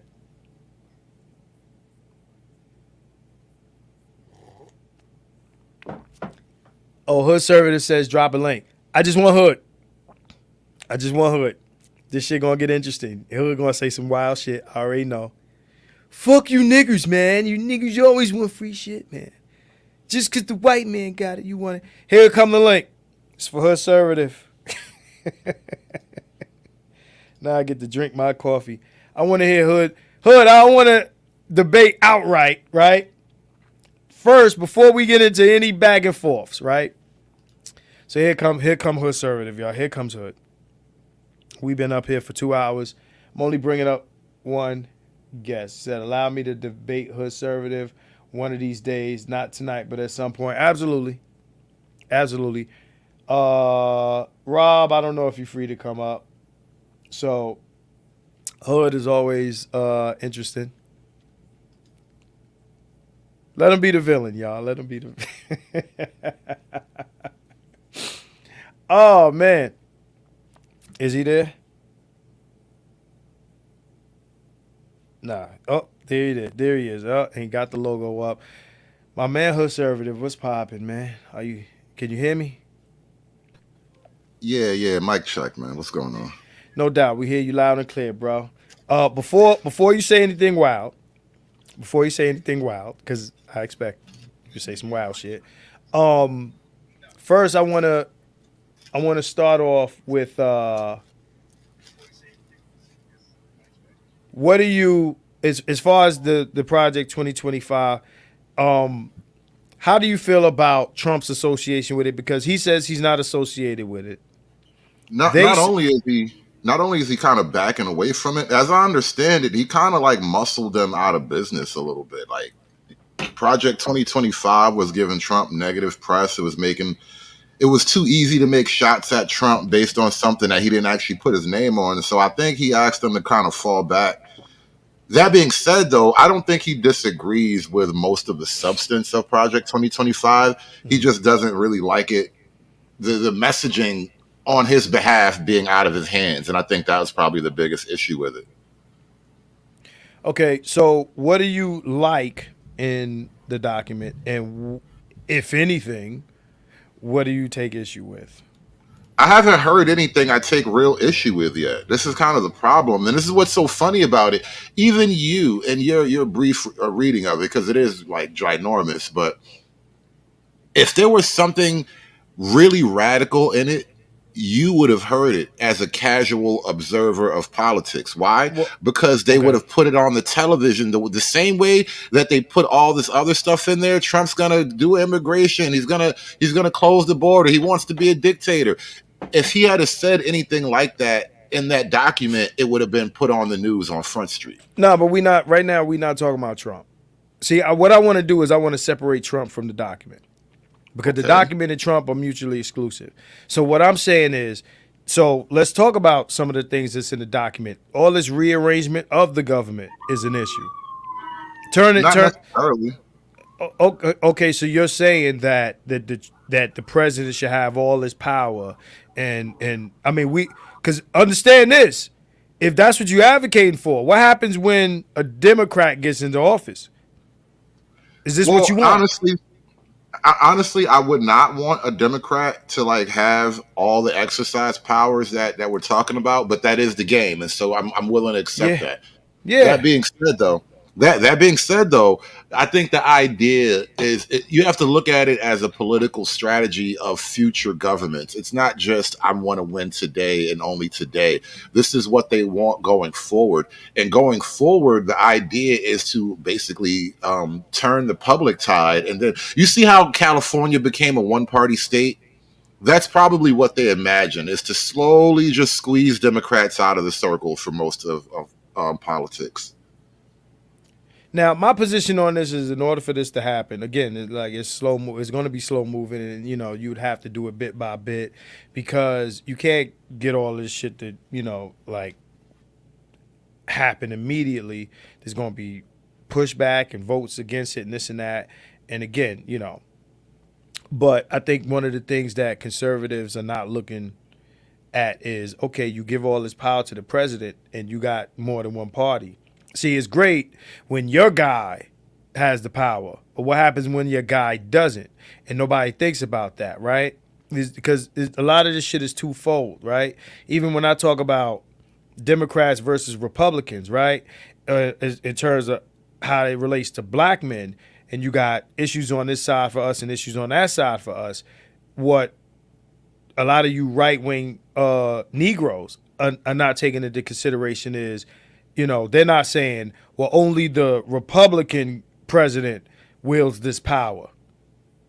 You understand what I'm saying? Reducing the power, or giving the of the other branches of government, and then giving the president more power on some authoritarian shit. Let me ask you something.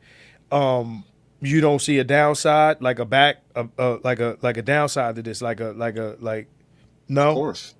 Of course, there's a downside to everything. So and let me say this, though. Really, I think you got to understand where the creators of Project 2025 are coming from, like ideologically or spiritually even. I like Game of Thrones. There are a lot of base things that were said, a lot of base quotes. And one of the quotes I was thinking about is, when you play the Game of Thrones, you either win or die. And Republicans and conservatives in general are in a position of being unable to compete on an election level unless they actually make serious changes, both to their platforms as well as to the way politics is done in America. And so I talk about California being a one-party state. No one actually thinks it's odd that California is a one-party state. Aren't a lot of states one party? What do you mean? No, that's exactly the problem. No, California is firmly understood as, you can't really win as a Republican in California. You really do that in New York. You can't win. What Republicans in New York? Why is California special? New York, because you're talking about New York City. New York State is red. Okay, but what about all the red states in the middle of the country? Why is it a problem that a state is blue? That's kind of the point. And so when the Republicans are putting ideas out to help bolster their governance strategy. And obviously the Democrats, because we're looking at the Democrats and this is what we're up against. And so how do you compete with people who have no problem in a one-party state. It's like you're calling the Republicans tyrants, but you're actually suffering under Democrat control everywhere you look. Okay, but that happens in states like Texas. Ain't Texas red as a motherfucker? No, it's not. You again, Negro misunderstandings. Niggas really see politics through the slavery racial lens, and it's way more complicated than that. Ain't nobody say shit about racial slavery. I'm asking you. We talking about right now. We talking about hold on. You say Texas is red like it's a redneck thing or something. That's how you that's how you received it. I said you have states, right, that are mostly red. Right? What are you talking about? Like, this ain't a real thing. Like, we can look at a fucking map. Don't let me screen share a map. Texas is no longer considered a reliable red state. Well, why should? Okay, so if it was when it was reliable, where was this argument? And you're misunderstanding me when I say a one-party state in California. That it's not comparable to Texas, where you can have entire cities be blue enclaves. There are no Republican enclaves like that in a place like California, is what I'm saying. As I understand it, I think maybe rural parts of California, like the farm part. I hear you, but what I'm saying is there are states where there are no blue enclaves, but I don't hear nobody. Name it. You're throwing that out there to make a point that you can't substantiate. Do you want me to pull it up, bro? Because name it, brother. We have Google. So you're saying, hold on. Before I go here, because we ain't going to be here all night with this shit, because this is one of your arguments, right? Because it's not in front of me or because I can't say the shit off top, that means it's not true, right? Are you saying that? Because I don't have this. You're saying memorized. You're saying that there's somewhere comparable to California in terms of a red state, and I'm saying no. This is what I'm going to do. Somebody in the chat, one of you motherfuckers that got wrenches, because I don't want to stop the conversation.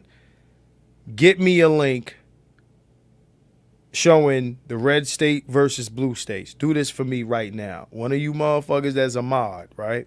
Because that's what you got your wrenches for. It ain't for your shit to look pretty as shit. Get me a link. Because you're capping right now. Let me ask you a question. Go ahead. What is so bad with Project 2025? Because I haven't heard you specifically point out anything that's like really scary. Like you vaguely mentioned government stuff. No, the government stuff. Like the president should not have. You have to have checks and balances. You got to have checks and balances.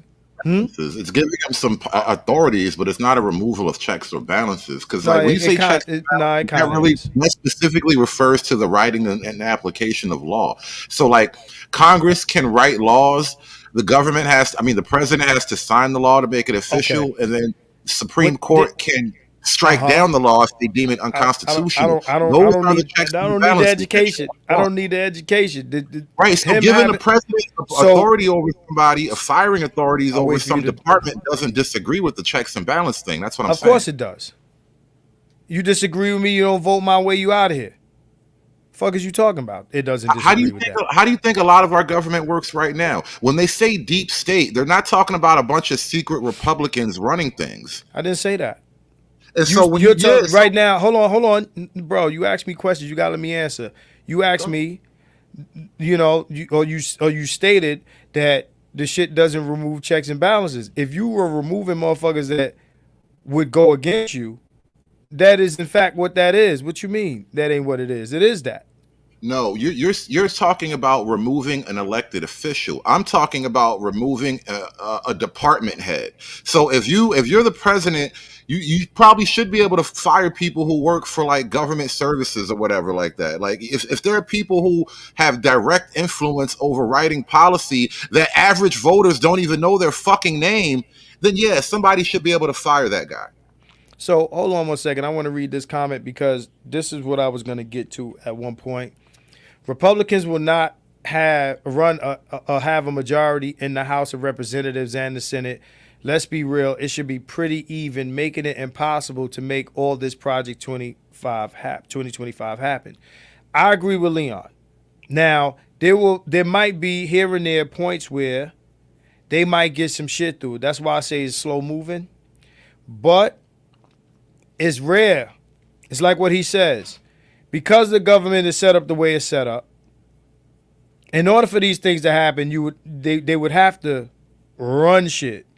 They would have to have in order for a lot of this shit to get voted through.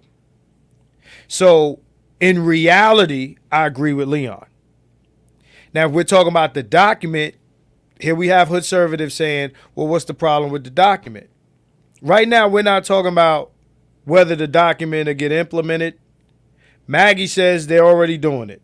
So I want to point that out. Says it's already happening, slowly but surely. Leon says that these are the things that have to happen. Me and Hood is discussing right now. What me and Hood is discussing is, well, how do you feel about the things that's in the document? Should it be something that we implement or not? And that's what we're discussing. The thing is, the very thing that Leon is pointing out, there's things in the document that want to get rid of that. Yeah, it's properly titled like the Republican governance strategies for the future. So yeah, they want to attack the Democratic governance network. Like, think of it like this: there is an army of nameless, faceless Democrats who work for the government, and no matter what Republican is in office, they will do things that benefit the Democrat Party. This is what people are referring to when they say the deep state. And so, like, for example, do we need the Department of Education? Make a pitch that we need, why we need the Department of Education right now. No, you make a pitch why we don't. Because they're teaching the kids to be gay and single moms. Is that what they're teaching? More or less. I mean, that's just one part of it, but like, if you want me to explain why we don't need the Department of Education, how about we schools regulate? are in a bad problem right now. How about we regulate the Department of Education? I mean, but again, regulate it along what lines? What do you mean? So how do you explain, before we get into the whole Department of Education shit, how do you explain being a conservative that's against big government and are now advocating for big government? Like, you're saying that you're one of the people that would say that we got too much government in our lives. Now you're saying that they need to put the fucking stomp a mud hole. No. So make me understand. Giving a president power to fire people and remove departments is literally shrinking the government and capacity and manpower. That's not the only thing you said. But dude, if you're firing people and closing departments, you can't call me big government at that point. Okay, but then once you fire these people, right? The government is smaller now. The government is smaller, but has the power. That's why they remove. Like, what I'm telling you is, and then making the FBI director accountable to the president. You tell me the upside of that. Huh? Tell me the upside. FBI director be accountable to? The FBI? Why should he be accountable to no, hold on. You asked me the question. No, you saying right like I agree with you. So what I'm saying is, why the president? Well, the president is actually the head of state. And so it would make sense for, if they're going to be responsible to somebody, why not him? No, you can't ask me a question, answer my question with a question. I'm asking you. Well, I did answer the question because he's head of state. That's my answer, because he's the head of the state. Oh, because. It's not a just because. Like, head of state is actually it's a position. Like, if you're the top of the pyramid, why is it that people who theoretically answer to you don't actually answer to you? You're not the top of the pyramid. The president. Okay, so that's why we have checks and balances. If he was the top of the pyramid, then make everybody accountable to him. Make the court accountable to him. Make the Senate and House of Representatives. Make them all. Nah, that's your logic. No, it's not my logic. He's the head of state. You're destroying the very checks and balances you say I want to destroy by saying, just make them all accountable to the president. No, we're talking about specific department. Okay. No, the president's the head of the state. What I'm saying is, it's just too much power. Possibly. I'm not totally in disagreement with, like, being cautious about giving more people expanding power. But what I'm saying is, because of the way our system is set up, again, y'all like this shit if Trump or someone like Trump is the guy receiving all. So imagine all the shit that you're advocating for with Biden or Kamala. Isn't that the thing, though? Let me ask. Let me No, not no, ask you a answer. question, No, you but gotta let me answer. pose- No, let you me gotta pose answer. this See, question. nah, Let me no, pose a no, no, question and no, make a pose point. shit. Answer my Well, question. hold on. So, what question did you ask? You just said I Kamala's gonna asked. have the power, and he stopped No, right there. I asked. All of this shit sound good to y'all, just like how free money for white people sound great to y'all until it's some shit for niggas, then it's a handout. This shit sound great to y'all as long as the guy with the power is pushing your agenda. Well, what Right, happens when right. we vote for a Democrat, right? Well, Let's say, we're no, having it hold on. now. So no, but bro, no. What happens when the shit in Project 2025, all the power that we give to the president is in the hands of an LGBT slash feminism pushing slash all the shit that the Democrats are pushing now, right? Why don't you? Why is that So not the case now? I will prove to you that that's you're not exactly the case right fucking now. but you're saying that you want the president to have all. It's not bad. So what happens is what's happening. You're saying that the Democrats already have the presidential power that Trump would have from this document. You're saying that's already right now in effect for the Democrats, but they got to push this for the Republicans. That's what you're saying? What I'm saying, what I'm trying to explain to you and So yes or everyone no? listening, life isn't Okay. full of yes or no explanations, bro. Come on. Okay.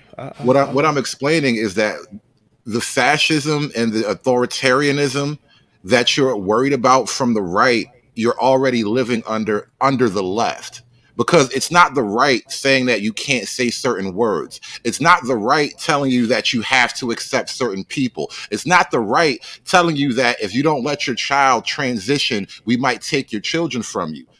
You're already living under a left-wing fascist totalitarian government, and it's only getting worse. And the idea of Project 2025 is to actually stop that without having some radical civil war type of scenario. No, they're pushing it out of this stuff. I don't know if it's totalitarian. I want to read Carlton Banks' comment. He says Kamala and Obama ran a coup d'etat on Joe Biden, and no one bats an eye on the left. Now, I want to point this out, bro. Like that's not authoritarian. No. I just want to address his comment. It is separate from what we're talking about.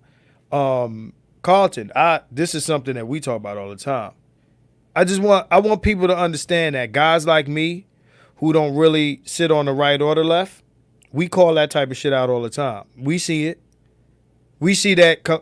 Where was the Democratic primary? Who did she run against? She didn't run against anybody. It's my position that her as vice president was a plan to get her in the whole time because they knew they would. You know, Biden just ended up living too long out this motherfucker. He's supposed to die in the middle of this shit. She's supposed to become the president, whatever. But, you know, now he's just saying, oh, all right, bitch, you can have it. Right? He might as well just hand it to her now and let her run as an incumbent. I recused, the presidency or whatever the fuck the words are. But, no, we noticed, Carlton. We noticed, but I'm not a Democrat. Well, he said, no one on the left bats an eye. I'm not on the left, so I can't count myself. He might have a point. So if you talking about Democrats didn't bat an eye, I might have to give that to him. He said, call it something a red why state. do I have to defend the right and you get to just sidestep everything weird about the left? I'm not sidestepping shit. I'm just saying. What did I just say? That's not me, bro. That's how it is, though. No, that's not what I said. That's not what I said. I said nope. Nah, you ain't gonna tell me what I didn't say. I just said Kamala didn't run against anybody else in the party for the nomination. He said that they did a coup d'etat on Biden. I agreed with him. What do you mean I'm not calling shit out? See, y'all motherfuckers like to choose what y'all... Hold on. Y'all like to choose what y'all pay attention to. I just called that out. I just called out that part of it. So because bro, you call it's it's not real and it don't matter. I didn't say it wasn't real. But that's the point. You're When did I? saying No, that but when because when did? call it Oh, out, let's hold ignore on. it. But when did I say that? If you're gonna say, well, there's not real and it doesn't matter, point out the part where I said that it's not real and it doesn't matter. I Then called it out. What's the point of saying you call it out? What's the No, value because you you said calling it out? because you said that you're defending the right, and I'm not calling out the left. Bullshit. I do that all day here. What are you talking about? What I don't do? I've been doing that tonight, all night. Are you serious? What? No. You got selective hearing, bro. Bro. I don't play towards the left, bro. Why is it happening then? Because like when you hold something up to me on the right, I at least try to talk about it and discuss it. So when we talk about this thing, why does the left accept? Why are so many niggas just accepting this woman, this allegedly black woman being put on them, and you have to vote for her? Why is niggas accepting? You got to talk to Democrats about that. I don't fuck with Kamala. That's not a sidestep, nigga. That's my position. It's been my position. I don't fuck with Kamala.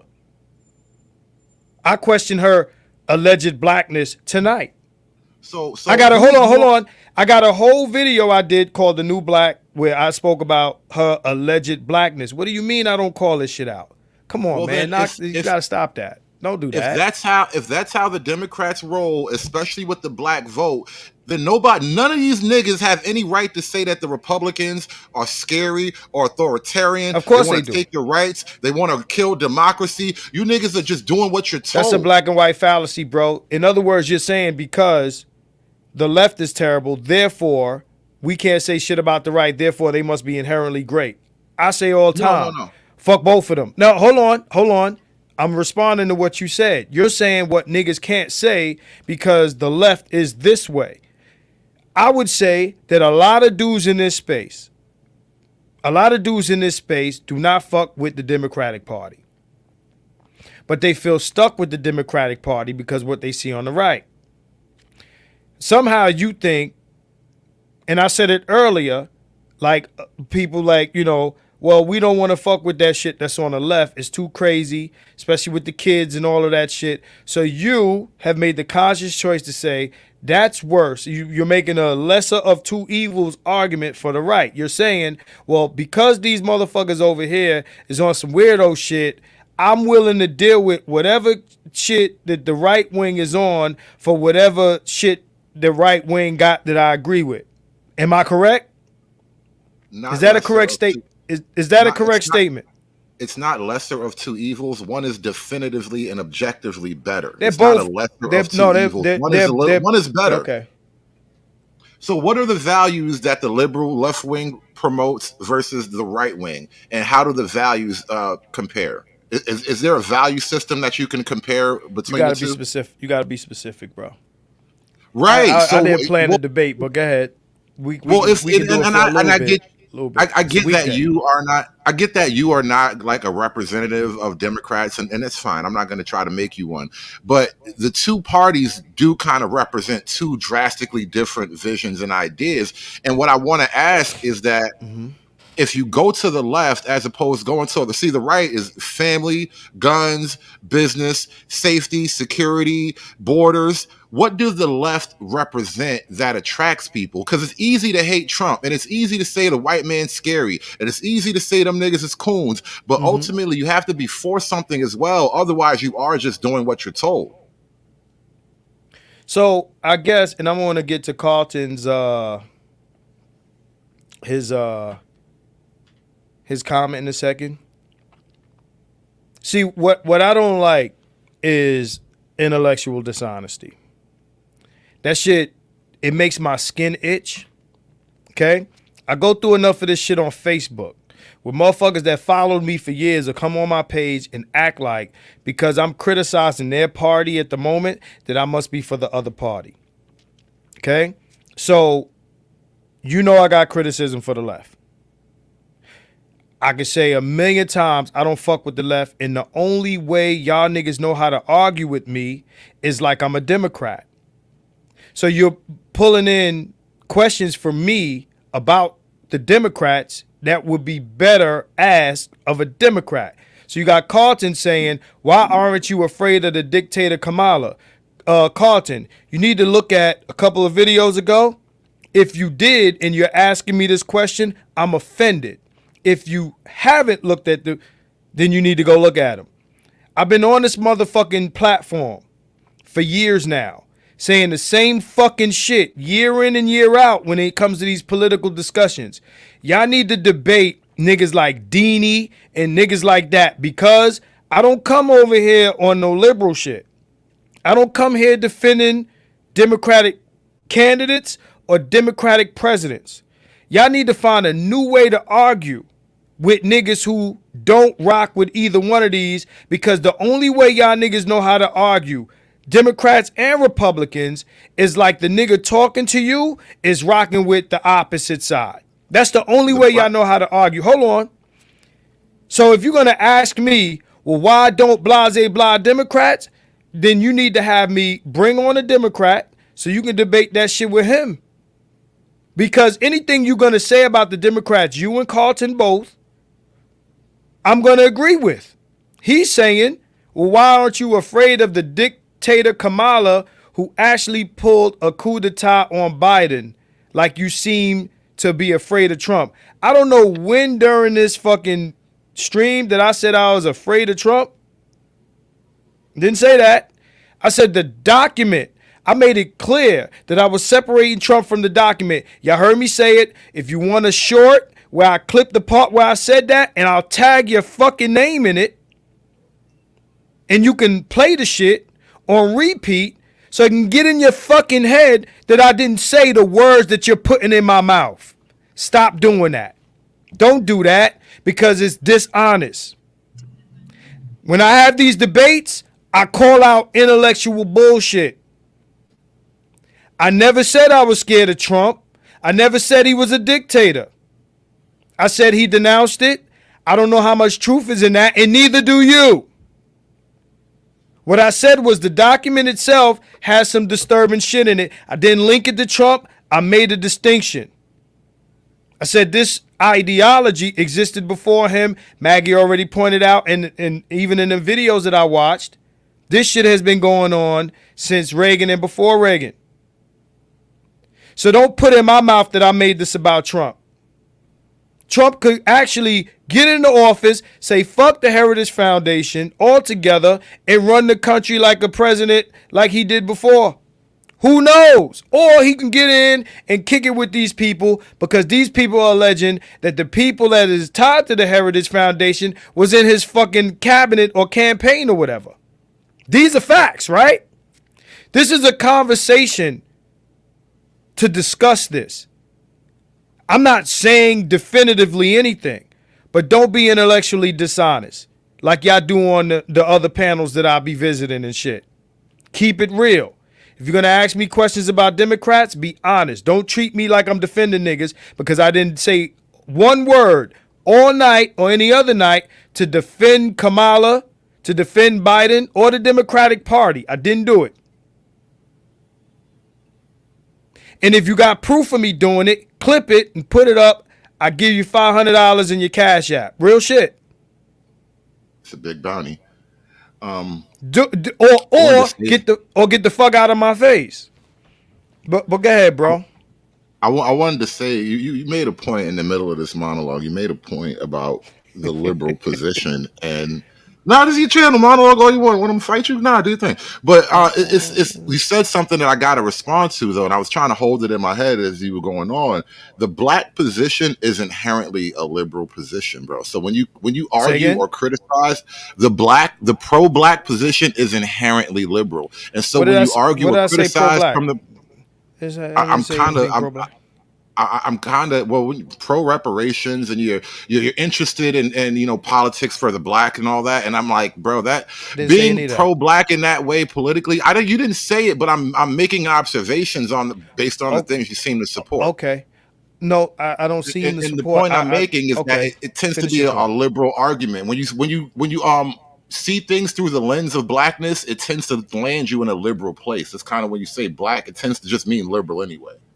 Well, I say that all the time. I say that anything involving black people from a conservative standpoint is liberal, because conservative values do not include black people. That's a stance they take. Bullshit. No, No, but that's bullshit.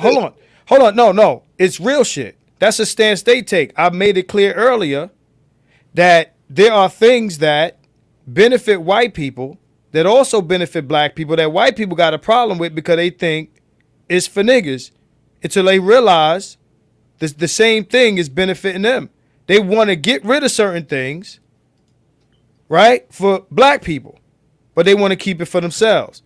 That applies to a lot of different things, including including the so-called handouts you're talking about, right? I think that's a huge assumption that no, that's real. The white culture that white people hold on. Let me make the point. The idea that the culture that white people build for themselves, that they don't want black people to build for themselves, it's kind of crazy if you think about it. Because like, if you live well, why would you want people poor and starving living next to you so they can just come beat up your kids and steal shit from your house? Who's talking about poor and starving people?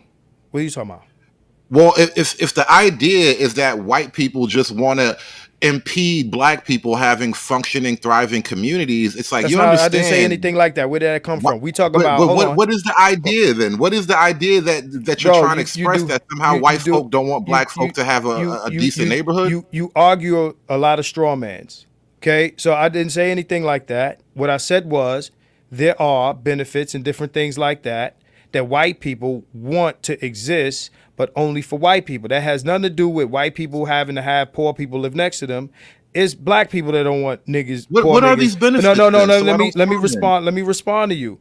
I didn't say anything like that. There's actually an idea that black people are one class, but you got black people that don't want to live next door to a certain type of black person. Right? You're probably one of these people. You don't want to live next to a certain type of black person. There are white people that don't want to live next to a certain type of white person. Right? So the funny thing is the way you frame the question is white people will be living somewhere nice and somehow some government grant to bring some niggas next door to them. Right? That's what you say. It wasn't nothing. Hold on. It wasn't nothing. No, but it wasn't nothing about this conversation that even said anything about passing anything or pushing for anything where white people will be or you know, in their little enclave where everything that they built is there and it's all peaceful and there's some niggas is next door to them on some broke shit. Nobody said, bro, there are large sections of this country with poor Republican white people. Okay, poor Ooh, white people are poor. Yes, I've seen them. What parts of conservatism are not for black people? What I'm saying to you is, listen to what I'm saying to you. Conservatism as an idea is one thing. How it's carried out is a different thing. There are things that the party or its base does not mind existing, depending on who it exists for. That's why you never hear this shit defined as a handout when it's for white people. When it's for white people, it's never defined as, even y'all niggas do it. You call shit a handout if it's for black people. How do you think that sounds? This is why, you know, the word coon gets thrown around, because you sound like them where it's like, well, I thought this was just for us. If the nigga, you got white people that want to get rid of any benefit that black people might benefit from, that might go to black people, even if they got to give it up, even if they don't get it. Name the benefits. That's real. You're saying real. A lot of vagaries and making broad attacks, but you're not getting specific enough to pin you down. And I know exactly how this works. So name them. What's the question? Fucking name them, bro. Whatever things that are denied to black people. One of those. I said it earlier. One of those things will be Obamacare specifically. So now you got the answer to your question. So what's next? What's your response? Obamacare passed, didn't it? What do you want? No, it passed, but they didn't want it because they thought it was nigger care. No, and you got a lot of you got a lot of it has nothing to do with nigger, bro. You got a lot of I'm telling you what they said. You got a lot of white folks when Trump they said. That's what niggas said. Okay, so I'm gonna finish what I was saying before you interrupted me. You got a lot of white folks that didn't know that the Affordable Care Act was the shit that they was on, while they was rallying to get rid of Obamacare. Obamacare is a fucking nickname that they gave the shit. They wanted that shit out of there. They was hoping that Trump came and got rid of it. Nigga, this happened in real time. Don't tell me I ain't see it. So what I'm saying is, when they came and they did that, they tried to get rid of it, right? They you know, they were like, hold up, nah, you know what? Nah, that's the shit I got. So in theory, it's something that they were enjoying, that they wanted to get rid of because they thought Obamacare wasn't what they had. They thought it was because they heard Obama. They think it was something he gave to black people and pastor. Whether it was expensive or not is irrelevant. That's not what's being discussed. It's not irrelevant. Hold on, let me explain the point. Because you're saying that the criticism of the right is some kind of racial thing, like Obama just did something for niggas. That's not what I said. They want to take. Well. I mean, listen. The criticism on the right was nothing like what you're saying. The criticism on the right is that it forces you into contracts that you would not otherwise get into. That radically alters the relationship between citizen and government. Name another scenario where the government forces you into a contract simply for existing. Before I do that, shout out to Beretta 9. Beretta 9, I've been looking for you, man. You got your other diss track on the channel, man. I don't know if you heard it, but it's there. Because you've been on me to do another diss track to somebody. Somebody came out their face and, you know, they got roasted. And if you didn't hear it, it's on there. They not like us or whatever. So now, as far as forcing you into a contract, no, I'm not for that. I'm not. So there's your answer, right? Again, you're talking to me like. So you agree with the racist then? You agree with the racist though? Who's the racist? The niggas that you just said hated Obamacare. No, that's not what I said. I said. Why did they hate Obamacare then? Re-explain. You want my answer? We're not going to do this thing where you ask me a question and I say 2 words of the answer and then you ask me another question. I know. I'll be patient. I said that part of it I didn't agree with. To be honest, I was for universal health care. Universal health care. That's what I wanted. But y'all motherfuckers didn't want that because that's a handout, right? Because niggers might get free health care, right?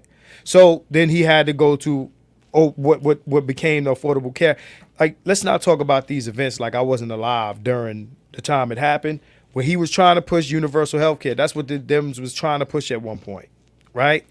And they couldn't do that because the right was blocking that shit. They didn't want it. That happened. Hold on. What I'm saying is, whether you agree or not, right? Which I don't, that it should have been something that they forced you to do. Because that part of it I didn't agree with. Right? Again, I'm not a fucking Democrat.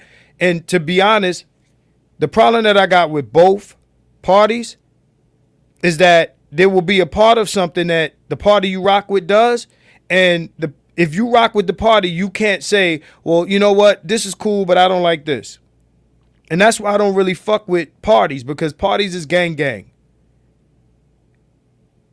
For somebody to tell me that they belong to a party and the party never says anything that they disagree with, I don't believe them. I feel it's cap. I don't rock with the Dems, but you're talking to me like I am, so you're asking me. Well, you say what about that? They say, though. No, but I also say shit that you say. So why? Perhaps. Let me just say one thing. The majority of what you say is comparable to any Democrat position. Nonsense. No. Bullshit. I would argue that I roast the Dems way more than I roast Republicans here. If you don't believe me, go to the videos. Carlton, go to the videos. Anybody in here that disagree with that statement, go to the videos. I'm only referring to tonight now. I'm not making a grand accusation because tonight is about tonight right now. Because tonight is about Project 2025 and my issues with it. So tonight's discussion, right? Although I've done my fair share of saying why motherfuckers would fuck with the right. Why somebody would say, okay, we can fuck with this because they're making a value judgment or a choice. for the lesser quote unquote evil, because the left has been out of control. See, I can say the left has been out of control, but then you'll ignore that. Like, oh, you ain't say that, but you're criticizing the right. Bro. No, here's intellectual the issue I have. dishonesty, bro. Can It's I jump in right here? dishonest. It's like the shit that I say that you might be cool with, you don't hear it. But the shit that I say that you got an issue with is loud and clear. Go ahead. It's not quite that, and I understand that it does give off that, and so I can't fight you 100% to the death on this particular issue. But I just want to say it's not quite that. It's more what I'm hearing from you is, no matter how much you profess to not be a Democrat, all of your complaints are basically the same complaints of them. And so my responses to you are going to be the same responses I would give to a fucking Democrat. Tonight, we're talking about Project 2025. And things that I've already said, there are things in there that I don't have a problem with.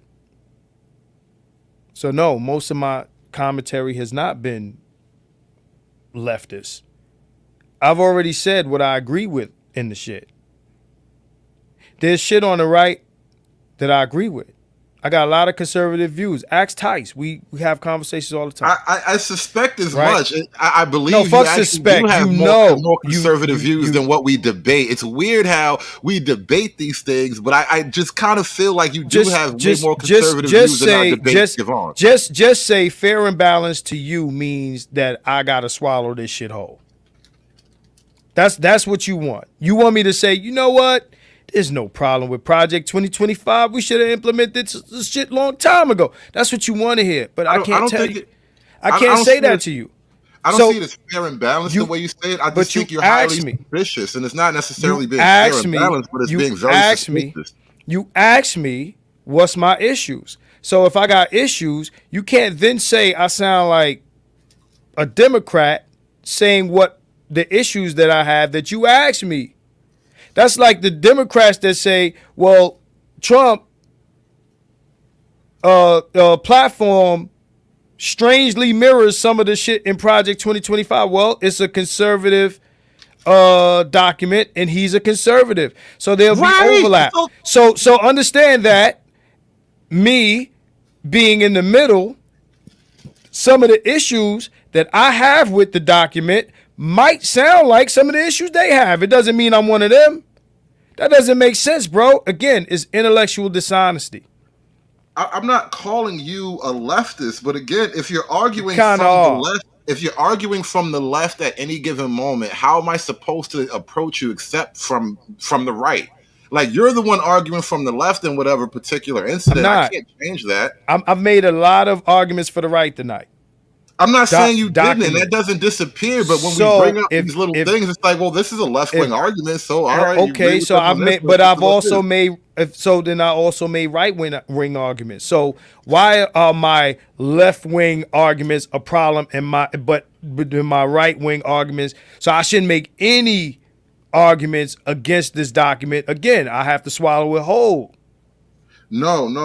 It's not. So I should have. So I should have a hold on. So I should have an argument that is not neither left or right. It just exists in a vacuum. No, your only criticism, all of your criticisms lean in a particular direction, and so you can criticize and have what you want and say what you want. But I notice you don't have criticisms from the right of it. It's a left-wing criticism, all of them. What would be a conservative criticism of a conservative document? Honestly, it probably wouldn't go far enough. Like, if you really want to be conservative with it, like it needs to reaffirm. Your criticism of this is not far. It doesn't go far enough. Yeah, that would be right wing criticism. It doesn't go far enough. So my issue with Project 2025 from a conservative standpoint should be more right than the super right that it already is. It's not super right. It's actually very basic. This is a basic bitch we talking about. Let me read some of these super chats. This is great. I love having you on here. Shout out to Beretta 9. He said, for the diss track, feature me next time, G. Let's make it like the Third Reich on these hoes. It wasn't against hoes, though. It was against some hoe niggas. Right? Just want to point that out. Let's get to some of Carlton's commentary. Keep it 100. What part of 2025 would you implement as an independent? The border shit, immediately. I already said this. Y'all motherfuckers got shit in y'all ears, man. Y'all motherfuckers got shit in y'all ears. I already said the border shit. Get these motherfuckers out of here. I already said this. I swear, God damn it, y'all motherfuckers got selective hearing. Let's go to now. Let me get Dr. Thunder's comment. Shout out to Dr. Thunder. He said, "Can't take accountability or scrutinize your own party. That's blasphemy." Absolutely, because at this point, this fucking political shit is religion, as far as I'm concerned. Dr. Thunder says, "I actually think that Project 2025 is a non-issue, 900 pages, and not particularly cohesive." Now. Like I said, it's a basic list. It's not even that serious. Let's pause for that. Let's pause for the ad, because there's an ad on the screen right now, right? So this is what I want to say, and I said it before, but I'll say it again, right? Again, I'm separating the actual document from reality, right? If we're gonna discuss the document and say, well, what's good and what's bad, then we discussing that. But that's apart from the election, from Trump, and from can this shit actually come to pass, right? These are different conversations, right? So Dr. Thunder says what he says. He says, you know, he feels it's a non-issue. I mean, it's a non-issue for us in our lifetime. Like, I don't think that this is something that's going to happen tomorrow, right? But, you know, let me read. Let's see what Carlton is talking about here. I think on the substance of it, it's a non-issue in that these, like I said, I would want right-wing strategies to go actually farther, like far right. I want to see what a far right document looks like. This is not a far right document. This is like a basic church level document. So you're again. So let's get back to your criticism of my criticism, right? Your criticism of my criticism. You want me to share your right-wing position by saying it's not right-wing enough. But because, no, hold on, let me finish. No, because you did say that. You said, what is my position or my criticism of Project 2025 from a conservative standpoint? That's what you asked me. You misunderstand me, I believe. No. I don't want you to say or think anything in particular. I ask you questions so I can understand better what it is you actually believe. I'm trying to understand what you believe. You can believe whatever you want. I don't want to force you to think or say anything. I'm not saying that either, but you've said some things that I'm responding to. You said that my criticisms of the document sound like left-wing criticisms. The funny thing about that is that my shit would sound left wing to you who is far right, even if it's center, because I'm left. True. So I'm left from you, right? It's just like some left wing shit sounds super left to me because I'm center, right? So again, center is now right, to be honest. No, the center is actually left. That's why we're having this problem. You're in the middle. Okay, you know what? I understand. But the middle is in the left where it was. I understand where you're coming from. You're saying the culture has made the weird shit normal. What I'm saying is traditional center, right? A lot of people who would consider themselves independent are now sounding like right wingers to the left. I want you to understand that when I have conversations like this on Facebook, you ain't got me on Facebook. For everybody that got me on Facebook, they my witness that I go hard on Kamala and the fucking left on Facebook, because that's where the Democrats live, on Facebook. Everybody in here that follows me on Facebook knows this to be a fucking fact. I can screenshot shit and post it in my community tab. I do this all day. So for you to say that most of my rhetoric, if you want to call it that, is left-leaning, you're bugging. because it's all in. Let me respond, please. Let me respond. No And doubt. I'm glad we got to this point because it is actually very revelatory. It's about on both our parts because this is clarifying. When you say you're in the middle, and you're not lying about being in the middle right now. And I'm judging things in a larger time frame than right now, I suppose.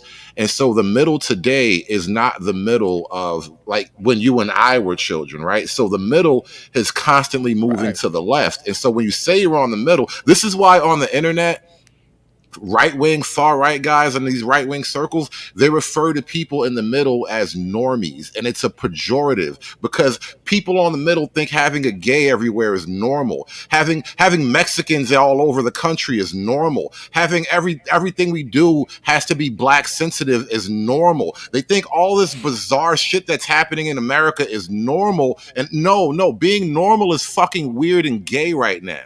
I'm far right. I believe in heterosexuality. I believe in patriarchy. I believe in borders. I believe in nations. I believe in rules and order. I even believe in the Christian moral construct of things. Okay. And so when you the say Christian, hold on. The Yeah, Christian you got it. moral, the Christian. No. It's a question. The Christian moral context of things. So explain that. the Christian moral construct. You know, I'm not gonna, say that you have to believe in God and this and that and Jesus walked on water. No. But the moral vision that Christianity puts forward, work hard, truth, the 10 Commandments, that sort of thing. I respect that as the driver of this culture's spirit. It's a part of what makes this a Western culture dominant. So only Christianity can accomplish that.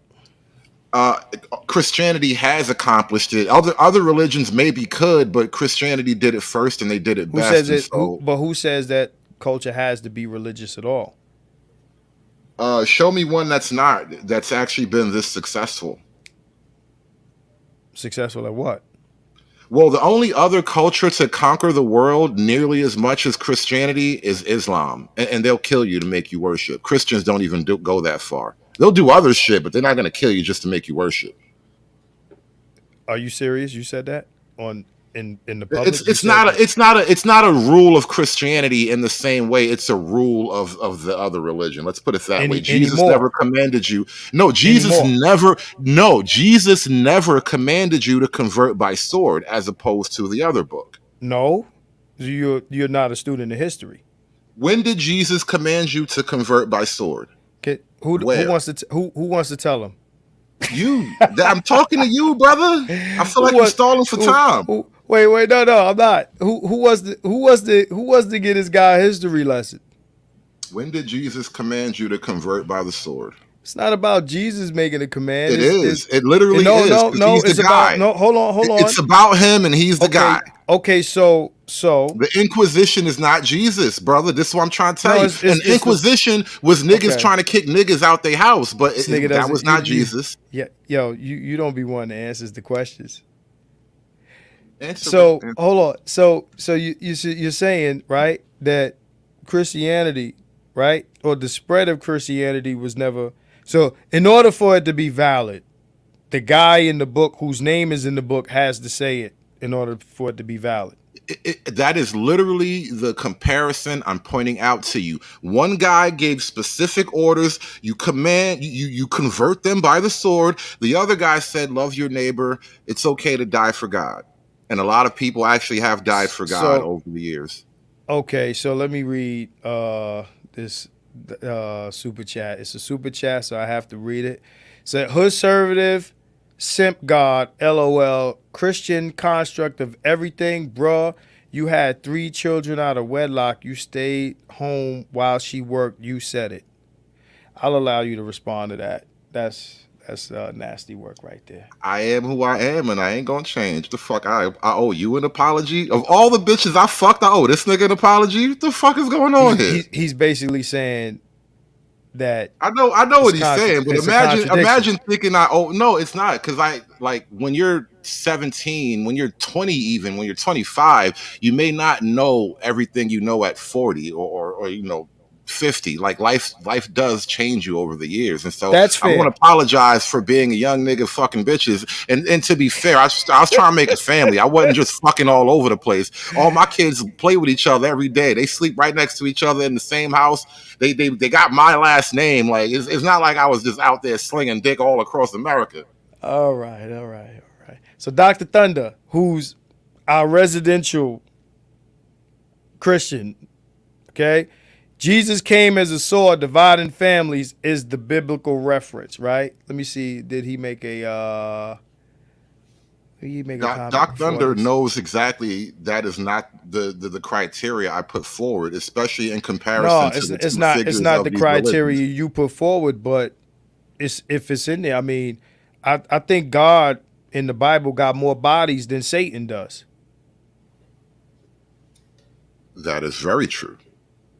He's a right. So he wasn't. He's a So he vengeful wasn't God, as the old folks right. used to say. So he wasn't killing niggas who wasn't. You know, That was not, again, God, he not Jesus Christ, the founder of the religion he Christianity. wasn't founder. Wait. The founder. The Jesus religion Christ. Christianity, it's found. They named it after him, bro. Like, So that doesn't mean he's the founder. okay, That's not how that works. Fine. Just because you name some shit after some. The namesake and the critical figure in the religion of Christianity is Jesus Christ. And he never commanded his followers to convert anyone by the sword, as opposed to the other guy who definitely called on his people to convert by the sword. They even have a name for it. Actually, not only do they have a name for it, they have a whole system of government to rule over the people who they just decided not to kill yet. It's called a jizya. You must pay the tax. Right, but again, drink the blood of Christ or all this shit. That didn't happen. I understand what you're saying. Drink the blood of Christ. That's a religious sacrament. No, hold on. I understand what you're saying, right?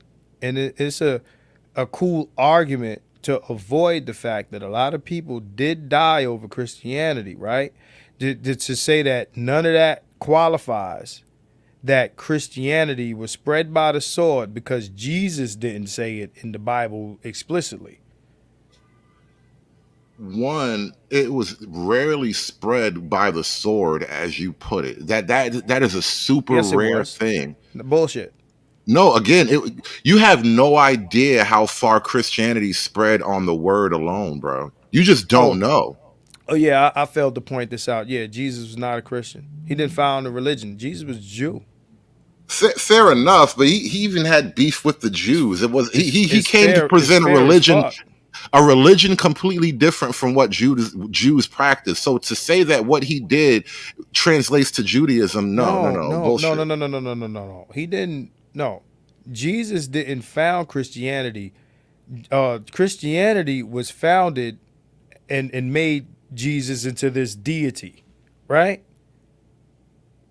It's just like that's like saying hold on. That's like saying Haile Selassie founded Rastafarianism, and he didn't. Haile Selassie, right? His name is Ras Tafari, right? That's his name. That's why it's Rastafarian, right? These motherfuckers made him a divine being or whatever during his lifetime, right? He didn't found that religion. Now, you know, it was the religion or the belief, as Jamaicans like to say, is centered around this person. He wasn't even Jamaican. He was Ethiopian, right? But they created this. I call it a religion because they refer to him like he's divinity. So Jamaicans, if you're in here and you're like, nah, brother, fuck that. It's a religion. It's a religion because, you know, y'all talk about him as, like he's a divine person. Again, he didn't found, just like Jesus didn't found Christianity. I feel like Jesus very Jesus wasn't kicking it with the popes and all of that. And there was no pope. What are you even doing? What are you even saying? So there was no what pope. I'm saying, he was the only guy. And like, how does a guy calling himself God and the Son of God not be the founder of the religion based on his teaching? Did he say that? I mean, you're talking. Hold on. Let's make this clear. I just want to make this clear. We're speaking under the assumption that I believe any of this shit to be true in the first place, right? Well, not really. It's not about your belief. No, it's not. It's not about my belief, but you're saying that you want the country to run based on these principles, right? Yes, yeah. So if these are not my beliefs, but the country is being run on these beliefs, doesn't that affect me somehow? Of course. I don't okay, so then I can't fuck with that. Next, let's move on to something else. We ain't even got to go into the whole Crusades, Inquisition bullshit. Because it wasn't even about all that. That's so wild, though. Kind of wild. I'm not gonna make you rehash it, but it's such a wild thing that you feel like. Nah, but you said that it was never like this never happened. You said that. No. That's not really what I was trying to say. The point I was gonna make. Bro. The point I was gonna make in reference. Don't make me BGS you, man. The point I wanted to make in reference to you wanting to shut down this whole element of the conversation is that it's hilarious because I don't think very many black folk, we look at the world through the prism of racism and slavery, but we don't actually look at the world in a context minus racism and slavery. And so when I try to explain that, the very ideas of Christianity are the reason why you think slavery is wrong in the first place, niggas don't know how to make that connection. You said the Bible, the Christianity is the reason why we think slavery is wrong? If you were a Muslim, if you were born a Muslim in a Muslim country, do you suppose you would think slavery was just wrong and it should never happen? Do I suppose that I would think slavery was wrong if I was Muslim? If you were a Muslim born in a Muslim country, do you think you would just believe slavery is wrong and it should never happen? I'm trying to understand this because that's exactly my fucking point. Niggas have never tried to understand it. Hold on. You can't take a piece of what I said and act like it made your point. No, but niggas have never tried to understand it before now. Before I just asked you, have you ever tried to understand that? You have no idea what I was about to say. Before I asked you, have you do this thing when you having these conversations. You do this thing where you try to assume the win, bro.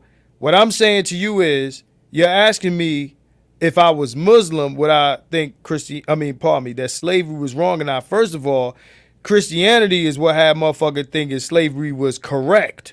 They use Christianity to promote the idea of slavery to black people in this motherfucker. That's number one. Why are Christians? No. You gotta let me answer your question. You gotta let me answer your question. Don't bombard me with different shit so you can block the answer. Secondly, if I was in a Muslim country, would I think slavery was wrong? Of course. Slavery is wrong universally. Why would you think that as a Muslim born in a Muslim country? What makes you think you would believe that? Because I'm human. But you're Muslim, though. Just being human doesn't mean anything. Being human is a blank slate. You got to put something on the plate. Okay, so if I was born in America as a Christian, I probably wouldn't think slavery was incorrect. You're already born in America. Let me finish. Were you born into a Muslim family? I'm of the belief. You ask me a question, you're gonna get the answer, whether you like it or not. I'm of the belief, right, that a lot of people. I mean, Kanye said what he said. It hurt a lot of feelings, but he wasn't totally wrong. A lot of people during the American slave trade did not have an issue with the system at the time, a lot of them, okay? They were born into it. It was normal to them. They looked at the white people like they run shit. They looked at the black people like, yeah, we on the plantation, we picking cotton. They might not have liked it, but you had people that didn't have a problem with it. They did not have a problem with their place in the system. I think that shit still exists today to some extent. A lot of people in 2024 don't have a problem with their place in white supremacy. It ain't shit that's changed. We just got computers and fucking gadgets and shit now. What I'm saying to you is, right, if I was born in that reality, I may or may not feel as though slavery was correct. Now, me being me, the same motherfucker that I am, if I was born in the slave period, I probably would have an issue with slavery. In that period, I probably would have a problem with slavery. Being a Muslim, it wouldn't matter my religion. Now, if I'm just somebody that just went with the flow, which I'm not, never have been, but if I was, I probably wouldn't have an issue with slavery in either context, because I would see it as just a survival tactic. All these white people run shit, and this is what I got to do, and I don't want to rock the boat. But I've never been that motherfucker. So, you're asking me a question. I gave you the answers. You can have an issue with it, but that's on you. Like I said, I don't think most black people have ever even considered the world beyond their own personal prism of slavery and racism. And so when I asked the question about, do you think you believe slavery was wrong if you were a Muslim born in a Muslim country? Here's the thing.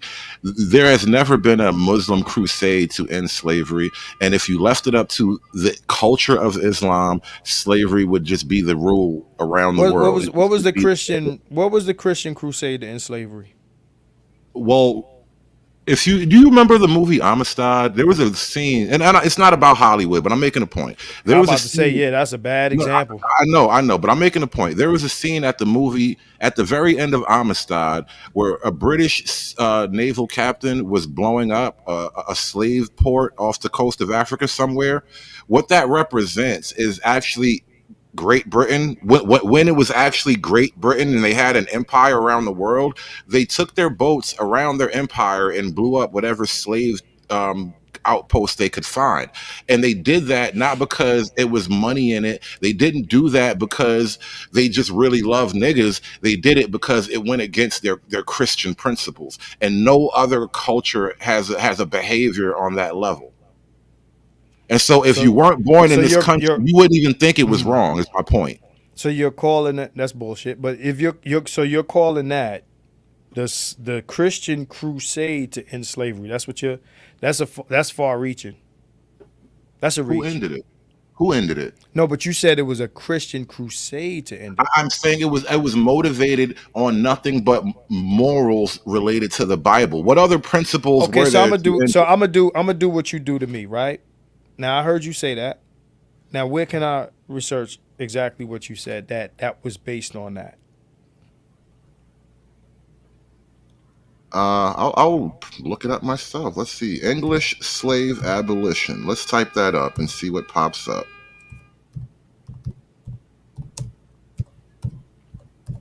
Just doing a random. I wouldn't exactly call that a crusade, though.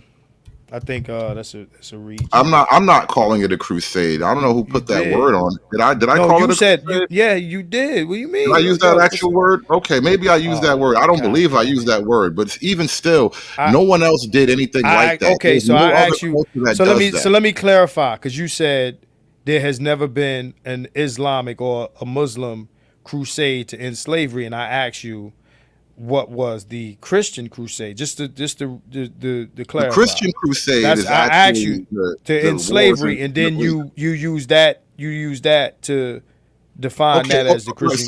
So it was your word. I know I didn't say the word, okay, but I'm using your word to answer the question. All right, I understand. No, it was your word, because you said that there has been no Muslim crusade. That's when you invoked the word crusade. Before that, we was talking about. You said that there's never been no violence to push Christian ideas again, that's historically bullshit. I accept I call it a crusade. Okay, it's neither here nor there. The point is, these are the morals that come from this culture. There is a particular worldview that is unique to this culture, and I'm arguing that you probably wouldn't even think it was wrong because people just did it all the time ever. It wasn't until the English Empire came around and they abolished slavery, not only in England, but in their entire empire. So do you also look at the Civil War as some like Christian revolution to end slavery?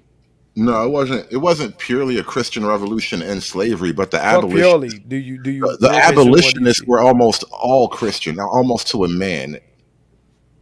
No, I'm asking you. Do you think the Civil War was a Christian and this time I'm using the word, a Christian crusade No, to end no. slavery. The Civil War was more than just Christian morals. There was more going on there. I just want to understand how in a country where you got a separation of church and state that is healthy to say that the country should run on Christian principles. When Christianity, I've already outlined, has historically shitted on us as far as how it's carried out in this country.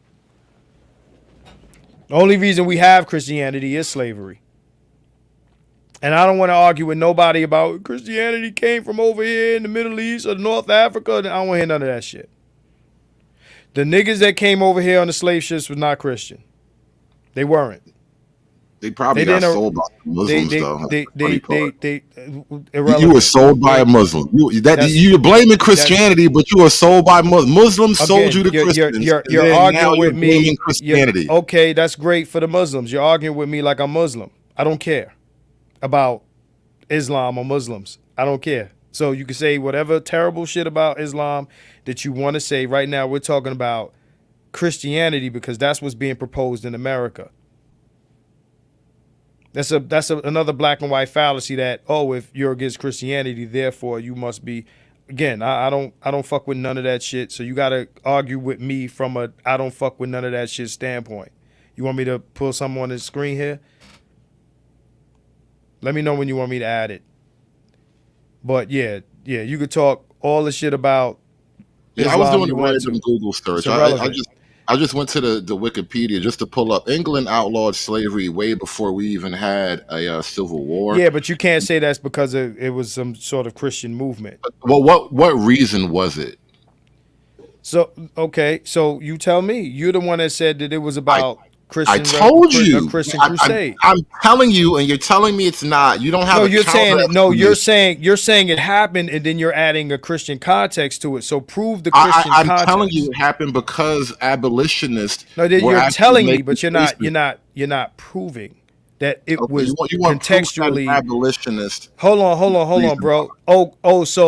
So because they were Christian and they ended slavery, then therefore. This is fallacious, bro. Therefore, the reason behind that was Christianity. That's like saying because Kool Herc was Jamaican, Jamaicans invented hip hop.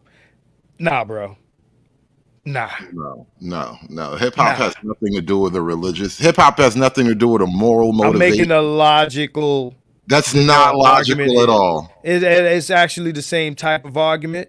It's the same fallacy. You're saying because these guys were Christian, and you're making a causation fallacy argument. Like, bro, no, it doesn't work that way. England, listen. We have no slaves at home. We have no slaves at home. Then why abroad? Slaves cannot breathe in England. If their lungs receive our air, that moment they are free. They touch our country and their shackles fall. That's noble and bespeaks a nation proud and jealous of the blessing. Spread it then and let it circulate through every vein. They wanted the pride of ending slavery.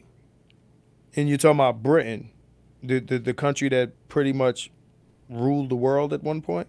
Yeah. Listen, bro, we gotta get you some new history books, bro. They ruled the world. But you still haven't proven that this ideology or whatever was based on something religious. And again, it's still not a crusade. Their morals didn't come from the Quran, bro. Why you keep mentioning the Quran? Well, because there are only 3 major religions, and I don't really want to, talk too much about. But I'm not here advocating for Islam. So I'm making a point because you should make that point. You should make a. Let me make the point very clear. Let me make the point very clear. A lot of black people, for reasons of cultural misinformation, we've been lied to essentially. A lot of black people. I agree. None of those black people are there. It's just me and you, and I'm not Muslim. But it's not about you. So let me. But it's a straw man, bro. You keep bringing up Islam. I'm making a historical argument, and it's not about you and what you believe. So it's not a straw man either. So are the Democrats pushing for an Islamic state? Morals. Well, they would let us become one if they don't close the border. But are they? Are they active? Is it part of their? Is it part of their?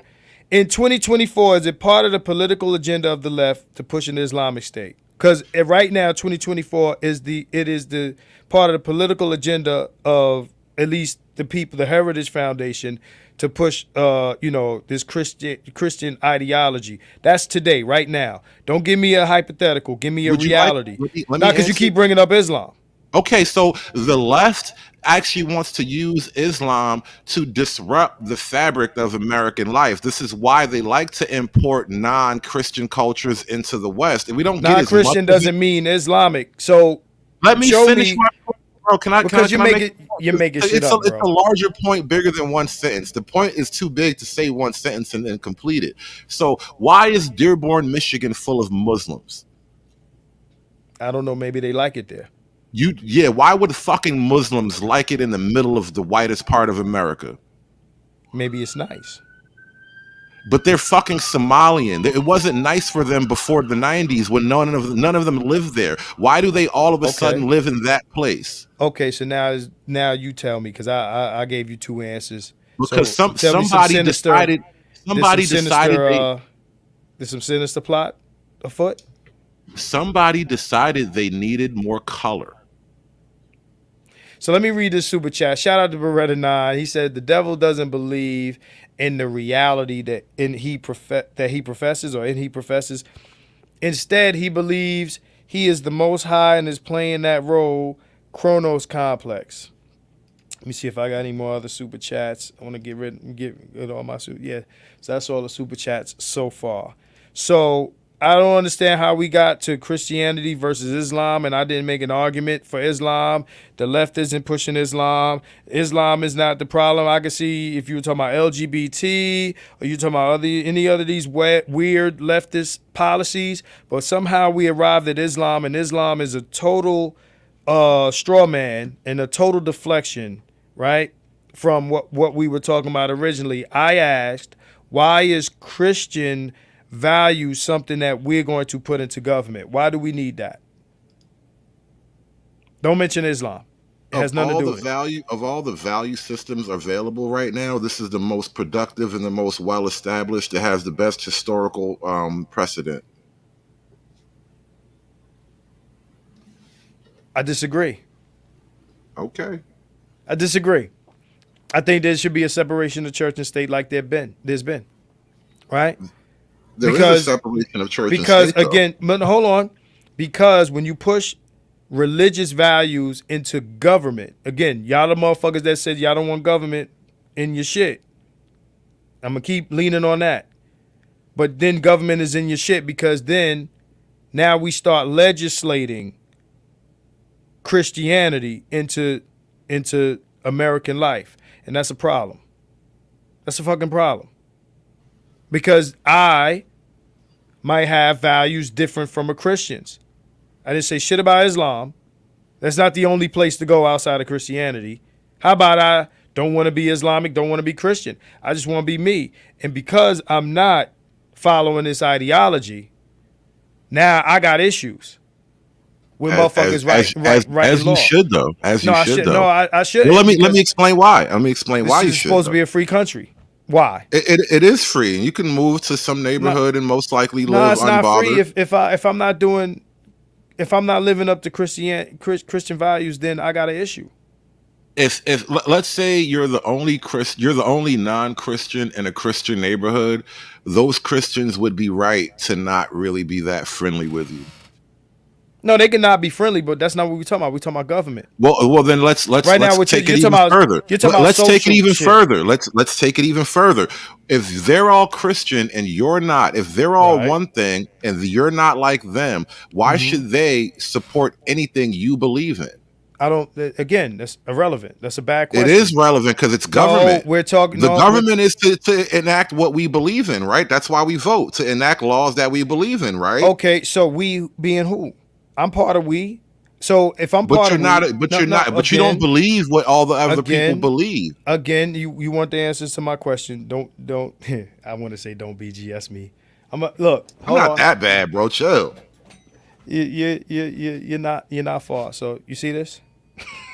This got a bell. This thing got a bell. You motherfucker. Yeah, that's for sound like a hotel in here now. That's for the master teacher. So at any rate,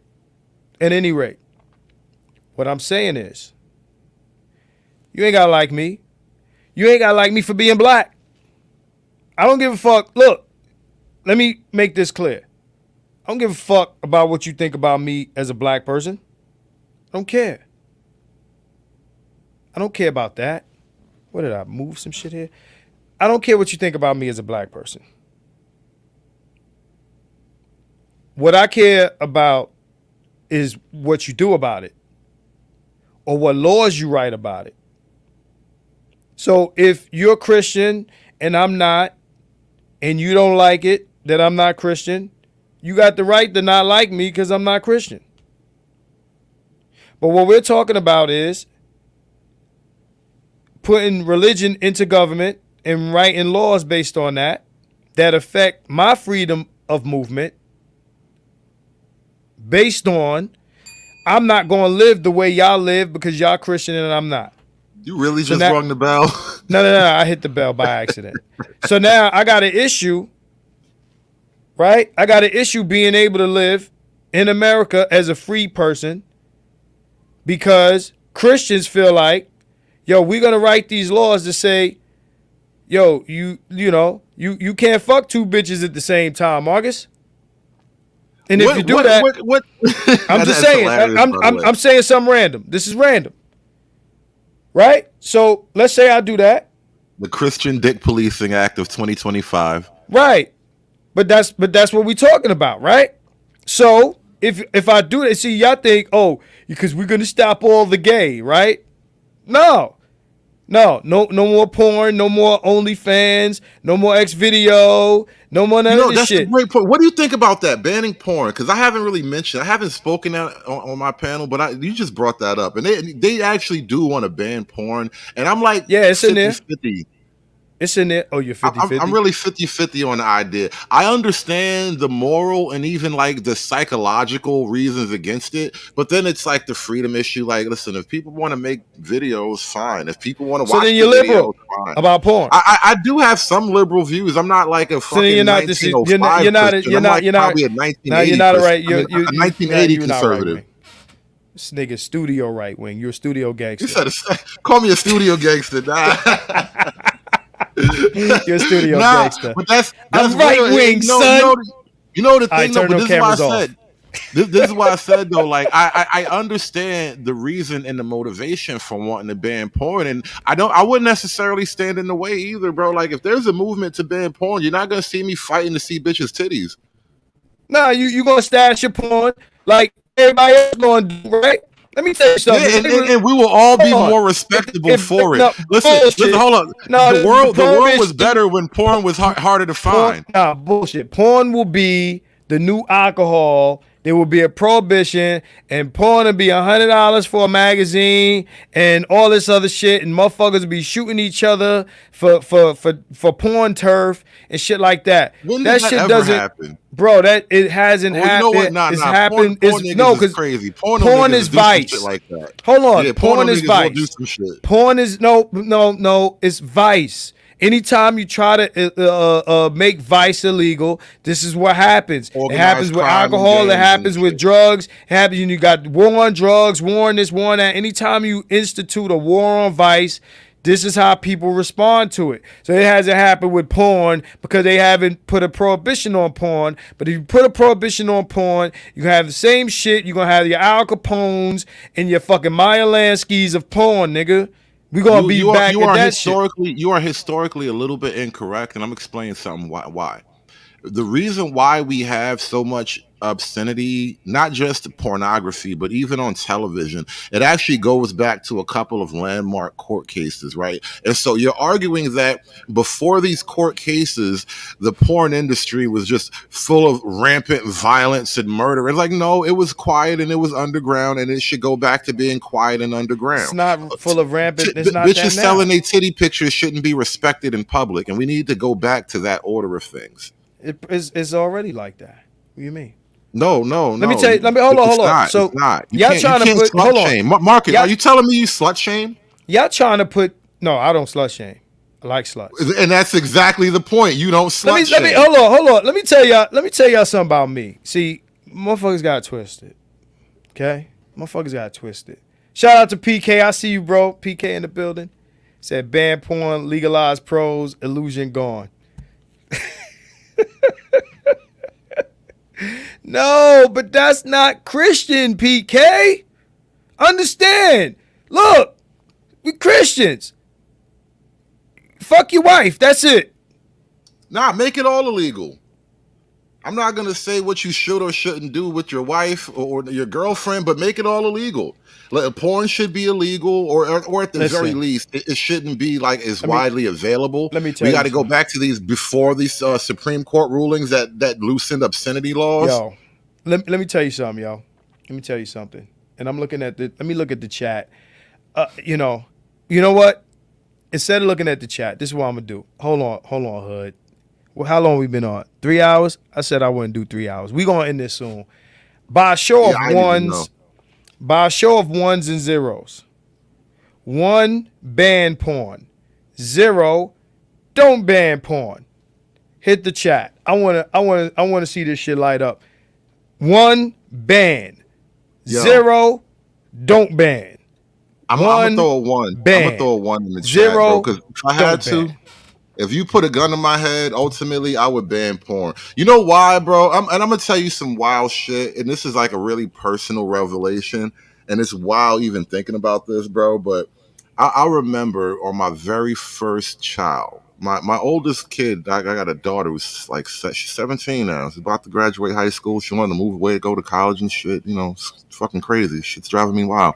And when she was born, I remember I was actually in the delivery room the whole time, the whole thing. I was there from start to finish. And then I got up and went to work the next morning. The shit was wild. But I actually held her in my hands as she came out. And I did that whole... So touching. Wow. It's fucking crazy where your mind goes, right? On my way home, I'm thinking about this whole somebody I looked at, something I saw got me thinking about like girls and shit. And then I started to think about like, damn, all of these bitches started out just like, damn, even these porn bitches started out just like that. Just a little tiny baby in somebody's hand, bro. That shit is, I was like, wow, that is so crazy. All of these little hoes started out just like that. And it was wild. And I'm like, damn, you know, this shit is actually crazy when you think about it. So ultimately I would vote 1 and ban porn, because I would rather keep that image of purity in my mind, because it's wild when I think about what they grow into. Get your girl dad shit off me, man. Get this girl dad shit off me, man. Fucking girl dad shit. I'm sitting here and yo, this the same nigga. Hold on. This the same nigga said you gotta oppress bitches. That's why you have to oppress them, bro, because they includes your daughter. You gotta oppress her too. Your daughter gotta be oppressed. You gotta oppress all the women. All of my daughters. You goddamn right, because you won't choose to be a hoe on my watch. Gonna make me vomit with all this girl dad bullshit you just spitting, Kobe Bryant ass. Yo, listen, hold on. So I don't feel like I got a full fucking vote here. I got a couple dudes that said ban porn. Carlton says ban porn. CG says ban porn, right? Let's scroll and see who else saying ban porn. Hold on. Adrian, my man. Hood Conservative says ban porn. TCW says 2. I don't know what the fuck that means. PK says 3. I don't know what the fuck that means.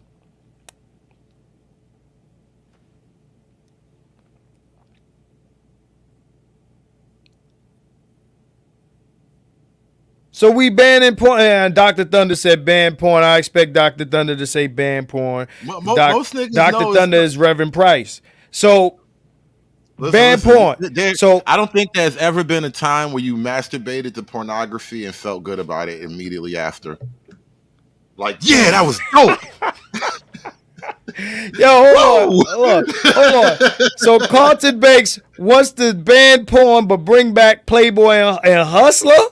Hustler? Nigga, you can't ban porn, didn't say bring back Hustler. Cabbity cap, cap, cabbity cap, cap, Cappity, Captain Crunch, Cappity. I the captain now, Cap. Y'all niggas is full of shit. Probably with the exception of the good doc. I don't believe y'all niggas. Y'all niggas get on the internet and say any fuck shit that sounds like ban porn. The fuck out of here. Don't tell me that on the white man's internet, y'all don't be looking at ass. Knock it the fuck off. Knock it off. Especially you married motherfuckers. Oh, just like I told them motherfuckers, them other weirdo niggas, just like you married motherfuckers be saying, no, this is bad. Shut the fuck up. Y'all the biggest customer. Well, hold on. Let me point something $1 out billion porn business. And these motherfuckers, hold on. I got the chance. Hold that thought real quick. 2 seconds. You're full of shit. I don't believe you niggas. Go ahead, bro. Capping ass niggas, man. This is why earlier when I was talking about normies and how it's a pejorative because you think all this weird shit is normal. You think bitches selling their titties and is showing you their tits on it, and you think OnlyFans is normal? You think pornography is normal? No, it's just it's a question though. It's like, bro, being a normie is actually fucking weird and lefty at this point because everything that's normal is actually kind of cringe when you start to think about it. And so when I said if you put a gun to my head, no, I vote one, bro. It's better to ban it. What I'm saying is, I'm asking you, are you asking me? Because you obviously don't know my history. No, this is not even about your history. It's this is more of a rhetorical question though, because I'm throwing it out there just for the audience consumption as well. Like I don't know if these ideas have ever been presented in this way. This is why I'm bringing up the idea of normal. Like, why do we even think it's normal? It's not. It's normal because we're weird and modern. No, it's normal because it's human. So let me ask you this, right? Let me ask you this.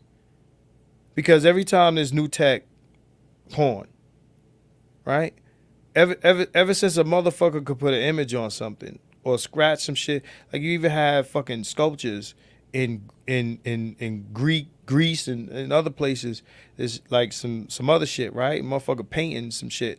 What I'm saying to you is I'm gonna ask you, get rid of porn. What do you think happens? Because understand, porn is a manifestation of humans, not the other way around. So you get rid of porn.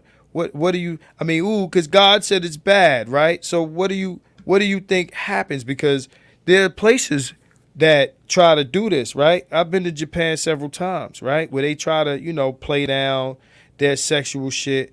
What I'm telling you is what happens when you do this is not good. On the other end, Japan does not play down their sexual shit. They're discreet, but they're fucking wild. Okay, but this is what I'm saying. You'll never get rid of. Humans have a sexuality. Sex is a thing. It's not going away. So hold on. So you said what you said. So and me and Doc at some point we could have this conversation. But what I'm saying is, like, what would be the goal that you think? Like, what do you think this will accomplish? And then after this, we gonna have to do a part 2, because I'm trying to understand the goal. No. The goal of banning porn. No, I got you. The logic. It started with a question, really. For me personally, this is how I come to these revelations. It starts with questions and shit. But what would Black America be? What would Black men be if we weren't chasing pussy most of the time? And it's not. This is obviously. Hold on. That's not. I'm not saying that for you to jump in right now. Loaded question. But go ahead. Right, because I think the question it begs this question, right? If we were to devote our energies that we otherwise put into chasing these miserable bitches, if we were to devote that energy into something else, what would these things produce? And what I imagine is that if we were to actually divert some of this raw sexual energy into more productive pursuit, it would actually solve things like the need for reparations. You might not even notice you need to be reparated because niggas would just be doing so fucking amazing. That's wild. That's a wild reach. I'm a dreamer though. Don't you dare kill my dream, nigga. gonna shoot the shit out that shit. So let me say this, right? I fail to see what niggas chasing pussy has to do with porn. To be honest, I think porn. You don't. What the fuck? Hold on. You can't see that. You gotta let me make the point. I think that porn aids niggas into not chasing pussy. Right? It aids niggas into not chasing pussy. I mean, without porn, you'd be chasing pussy. Cause that'd be your outlet. I would argue porn circumvents the chasing pussy. So like you're diverting energy into something unproductive already by chasing these miserable bitches, right? Porn makes you even less productive because now you're not actually out in the world even doing real shit. You're just home. It makes some people less productive, not everybody. Right, but that's the point of it. That's the actual point of it. So your fallacious argument is that you remove porn in that time that you spend looking at porn would automatically go into something productive. They wouldn't just find something not automatically non-productive. No, I'm asking you. So they wouldn't find something as equally. If these are non-productive people, right? Because people argue, playing video games does the same thing. So you telling me that these non-productive people wouldn't find something else non-productive to do? And then we ban and then we ban all the non-productive shit. That's a fair point, and you're largely right. Right. Can I y'all want authoritarianism. Y'all want. Let me answer, dude. Go ahead. You are largely right in that people will most likely find other things because it's something in the human nature. Like people like to be lazy or whatever. People like pleasure and shit. We would rather have pleasure than work. And so, yeah, it's very logical to assume that a lot of people would find other less productive things to do. However, I think removing things that are not only unproductive but psychologically damaging is overall beneficial. Like, listen, if you want to skateboard, listen, there are plenty of unproductive things that we can deem perfectly acceptable. Like, be a skateboarder. You can be a homeless bum. Do you agree that this is a slippery slope? Every slope is slippery, but your principles are what stop you in place, though. There's some very what they call it. There's a lot of traction. Full slopes. Name a slope that's not slippery. Like the slippery slope thing, it's a real thing, but you have to engage. Because to argue that it's a slippery slope means that eventually you just let some other culture dominate you. No, that's not what that means. What I'm saying it does though. No. If you're saying remove everything that's non-productive, so who defines what non-productive? I never said everything. I said you can have things that are just non-productive, but I'm talking about something like this is a particular type of harm. No. Maybe you mishear me or misunderstand. I am not saying to remove every non-productive thing. I'm arguing that when it comes to the sexual act, it is an act unique to the human psychological arena as well as the physiological arena, and it shouldn't be something that we just throw around. Like, we shouldn't sell it like soda. It has very deleterious effects psychologically on a mass level. What's the goal? And the goal is to be healthier mentally and socially, to be healthier people. That's very subjective. Maggie asks, where's the research that porn makes you less productive? That's a fair point, and these are my beliefs. I'm not making arguments based on. So it's a fair question. It's fine. It's a fair question, and I'm totally copping to it. I'm not making a point based on any research I can present. These are my beliefs on the subject. PK says sexual energy is never diverted to non-sexual interest. Use a comparable analogy. Using compare analog is the only logical brand. So what do you think medieval monks did all day? I mean, assuming they weren't all gay, but like, what do you think medieval monks did all day? Their job? I don't know. What was their job though, bro? Like Bible? I'm not a monk. I don't know what them niggas right? Because right. You don't know. I'm sure we have no idea. We have no idea what we would do if we wasn't chasing bitches all day. Is my point. Listen, you telling me that in order for a motherfucker probably went outside, saw a chick with her titties pushed up like this, went and found a corner in the monastery and beat his dick like a slave. The answer is actually they created great works of art. They created buildings that people look at to this day. And they would have did that anyway. I'm going to Europe. No, but how do you know they would have? So you're saying that the porn and the jerking off would have hindered the upwardly mobile society? I am saying that diverting energy from one place to another would put energy in that other place, obviously.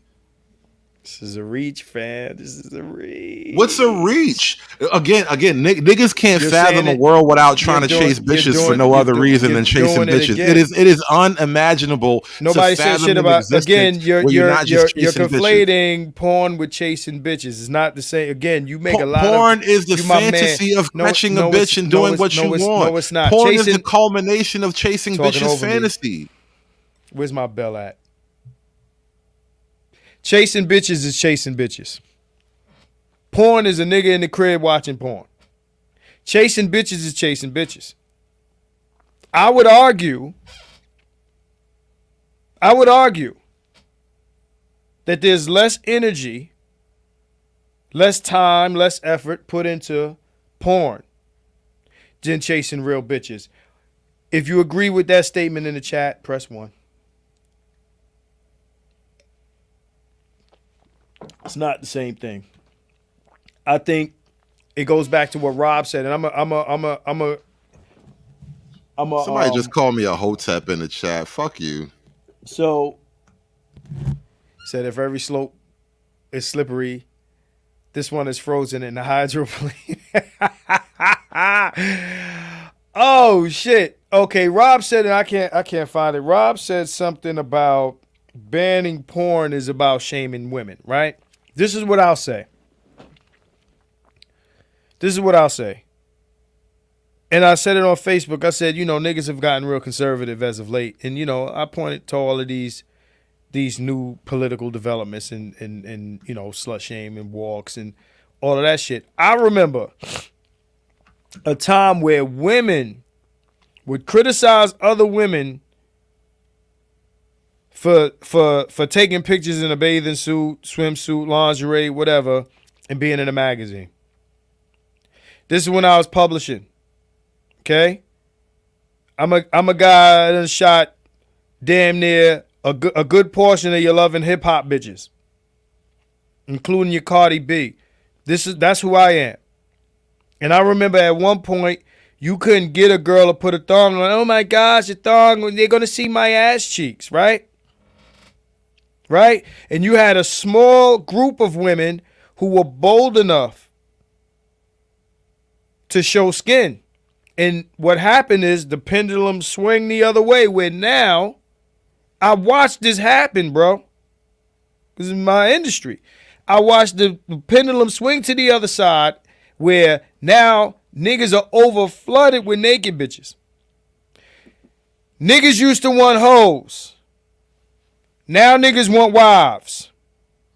So this push to ban porn when niggas wanted porn like a motherfucker 5 minutes ago, right? Now it's, the bitches. See, let me tell you what happened. And this is just my honest viewpoint of it. When the porn was, and I hate to say it this way because it's going to sound crazy, when the porn industry was ran by men and you paid women to do XYZ, right? And they did it and men enjoyed porn. It's just like hip hop. It was cool. Nobody was mad. But now the bitches got Instagram. They got their phones. They got OnlyFans. And now the women are producing their own porn. They don't need niggas no more.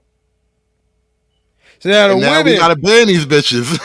They don't need us. That's what happened. So that's what happened. Yeah. The women. How is that wrong on my behalf as a man? You as a woman have found yourself in a position where you're operating completely independent of me. Fuck me. You can get the feed off of me. Why should I not be against it? But now you're mad at the product that you already was feeling. Now you hate the same product, right? So what? Okay, cool. But then I say you full of shit. You don't want to ban porn. You want to ban women from capitalizing on what porn does. What women are getting. Hold on, let's call it what it is. I'm a man who believes in men. Women are getting rich. Women are getting rich off porn, right? Women are buying houses and cars and shit, right? And niggas ain't feeling it. When women can get rich off of selling pussy, everything you love will burn. What? So who's buying the pussy though? Hold on. Let's not forget there would be no porn, there would be no prostitution, there would be none of this shit. None of this shit would work if niggas didn't pay for it. Let's call it what it is, bro. What do you think? These chicks are just putting shit out there and nobody's paying to see it? Men will always pay for women. That's why marriage is the natural institution. Making men only pay for women's sex gives women power. So making men pay. Hold on. Making men pay for their wives and making their wives subordinate to their men keeps men in a dominant position. I'm arguing for the dominant position of men either way. Okay, but you want to ban porn because the women have control of it? If you make it illegal, the men will run it again. So how about this? How about AI porn? AI porn, I don't like where this AI thing is going. I think we're going to have to put some kind of controls on AI at some point. But AI porn, I treat it as porn still. You know, Mr. Oppressed bitches, that takes the power from the women. I think AI is a completely different issue because when you say AI, it's not just making a digital image of a woman. I'm not necessarily against that because that's like that's what I'm talking about. I ain't talking about all the other AI. Okay, fine. Because there's other shit you can do with AI that's scary. You can make it. You can be jerking off to Halle Berry all day long. But we ain't talking about that. We talking about AI porn. See, again, that's AI porn, though. No, you can put a woman's face on another woman's body at this point, and it's like they make a movie with that type. You could do that before AI. No, but AI makes it so much smoother. You have no idea what they're doing. So you're arguing about a tool to do the same thing that already existed. This is something. Well, I'm not even going to get too deep into it because I'm not sure what position I take on it. I just know it's a new thing that's going to have to be scrutinized. I'm not sure where I land yet because we can agree to ban porn broadly speaking, but if you're talking about AI porn, I still call it porn, so we ban it broadly speaking. But even in that sense, AI it does all kinds. It makes porn so crazy. So let me read. We about to end this. I'm gonna read some of these comments and then we up out of here. Yo, I appreciate y'all for fucking with me as usual. You the man. So Maggie says, "That's it right." That's it. That's it right there. That's it. Nah, look, women they, what I'm saying? Like, look, now they can get money. You know what I'm saying? But the funny thing is now the guys who are creating these platforms are rich. There's a lot of who those guys actually are, by the way, right?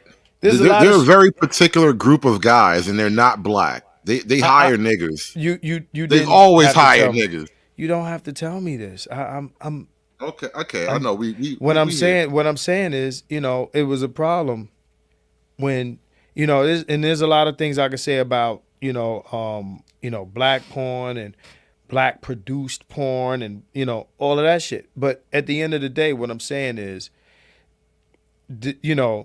it's like y'all niggas, y'all want the porn, y'all want it, the actual product y'all want. It's like the argument I was making earlier where white people want their benefits but they don't want niggas to get it. Y'all want the porn. Y'all just don't want to feel like you making bitches rich. It's deeper than that, though. No, that's what it is. It's not. It's deeper than that. I'm not saying it's not that. I'm not. When it was half in a fucking robe. Look at me. I got the robe on. When it was half in a robe, and he was smoking a cigar.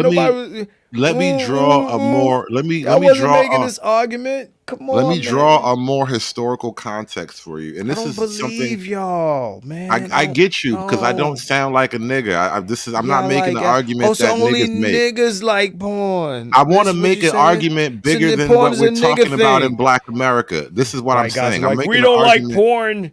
We're white and we don't like porn. Let me make the argument, and I don't know if you know this. Do you know what Weimar Germany is?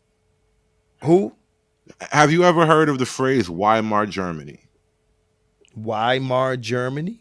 That's exactly how you say that. Weimar. It's a word. It refers to the Weimar government that existed just before World War II. And so obviously this is who Adolf. Go ahead, man. And Carlton also says that's fair, but it's more to it. There's always this vague, but yeah, that's not what it is. Vague, you know. Oh, that's not why we mad. Well, why you mad? Well, you know, it's complicated.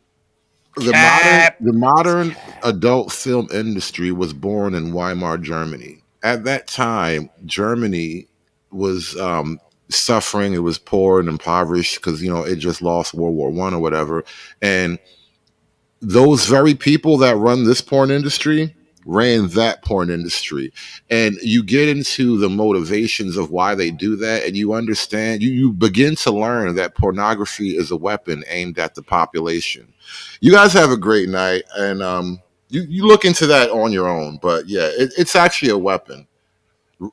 Making your women whores who want to abort their babies is a weapon against you as a man of your people. So now the porn is making women abort babies. Why you always gotta throw some bullshit in? I didn't say porn make women abort babies. I said making women whores. No, porn and abortion are two separate issues. What I'm saying then you shouldn't have is, said it like that. What I'm saying, I have to say it like that. No, making your women.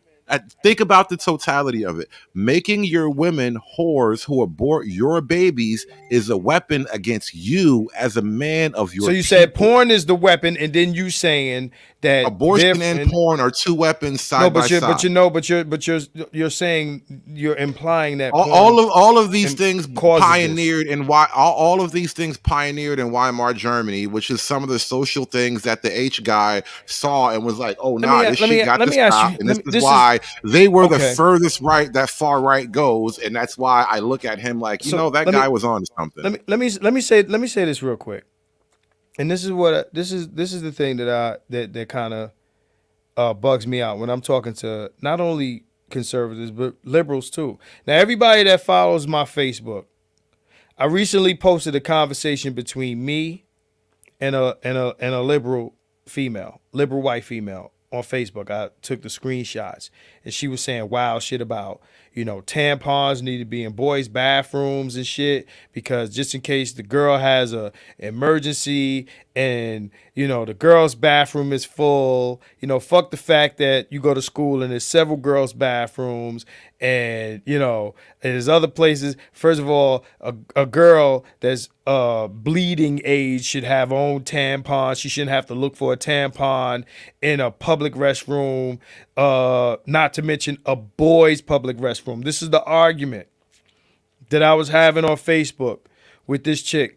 I just want to put out there, right, that far left, far right people are fucking weirdos. Y'all say the craziest shit ever, right? And I'm saying both of you. So I want to hear, oh, you making excuses for the left and not you coming at the right. No. Y'all say some wild, crazy shit. Left is fucking weirdos. They crazy. They wild shit. But y'all say some crazy. You go, because porn is going to make you abort babe. That shit is wild, bro. That shit is crazy. Like, oh, it's a weapon and it's designed. Like, I'm trying to understand how porn makes women abort babies. Like, how do these two ideas meet, bro? Because you pulled that from left field. You pulled it out. You pulled it out the fucking air. How do these two things meet in the conversation?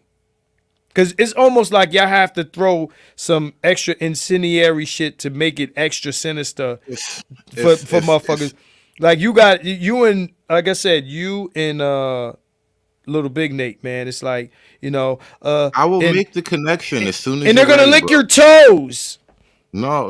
It's actually very logical and simple, and it's a brutal, bloody logic to it. And I'm not even gonna get all esoteric, but if you can convince, let's say I'm a part of Group A, and you 100 are part of Group B, right?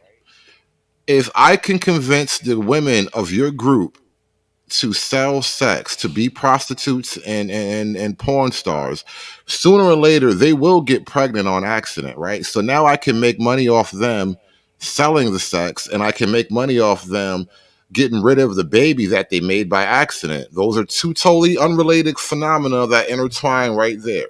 How does these things benefit you? You now have women, countless women in your group that have been used sexually, that have actually gone through the psychological process of destroying their own offspring. How are these women now useful to you? What does the destroying the offspring have to do with it? If you want to make an The abortion psychological process. Hold on. You think it's not psychologically heavy? You asked me the question. You asked another question, then I answered you. Do you think it's not psychologically heavy to abort a fetus? No, you don't get to ask me another question before I answer your first one. There's abortion clinics all over the country with women getting abortions that don't do fucking porn. Okay? So if you want to talk about hold on. So those two ideas are mutually exclusive. Don't try to conflate them. I'm not even you conflated them. I never said they were connected. They are mutually exclusive. You wanted to make a connection, and I made it for you. No, they don't have to exist together. You said together. that it's a weapon that causes women to be whores and abort their children. So listen. So then where did it come from? Individually, you just throw shit in the frying pan, bro. I'm asking you the question. Again, try. What are you asking me? What are you asking me? If you are responsible for the women in your group, how does it benefit you? Again, think about it. I know you're not. It's a hypothetical. If you have women in your group, let's not even say responsible. Fuck it.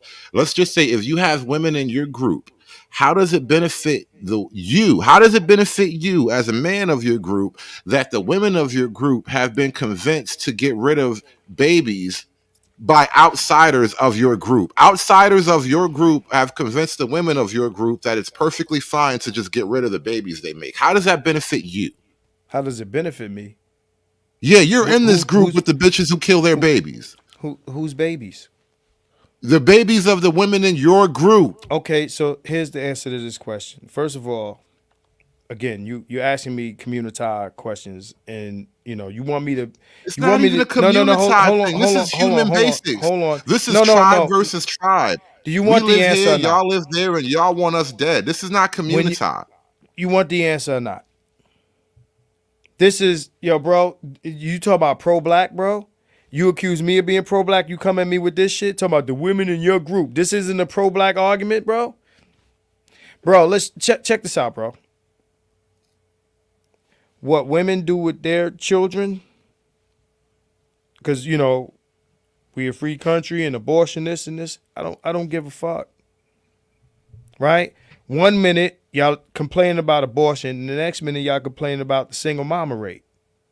Right? This shit don't be making fucking sense to me, bro. I don't have children. Women in my group. No. If I had a wife, a woman that had my kid, I'd be concerned about that. Y'all, SYSBM and all this other shit. That is a very pro-black question that you just asked me, that I should be concerned as community. I should be community minded that the women in my hold on, that the women in my group are being told by men outside the group. Now, I don't see how porn has anything to do with that. You just turned the porn conversation. You kind of deflected from porn into abortion, right? Which, again, we'll table that for another time. What I'm saying is, I remember when T. Hassan Johnson asked me, how do I feel about Roe v. Wade? I said, it's not my business. These women told me if I ain't have a vagina, mind my business. Well, I listened to them. I don't give a fuck.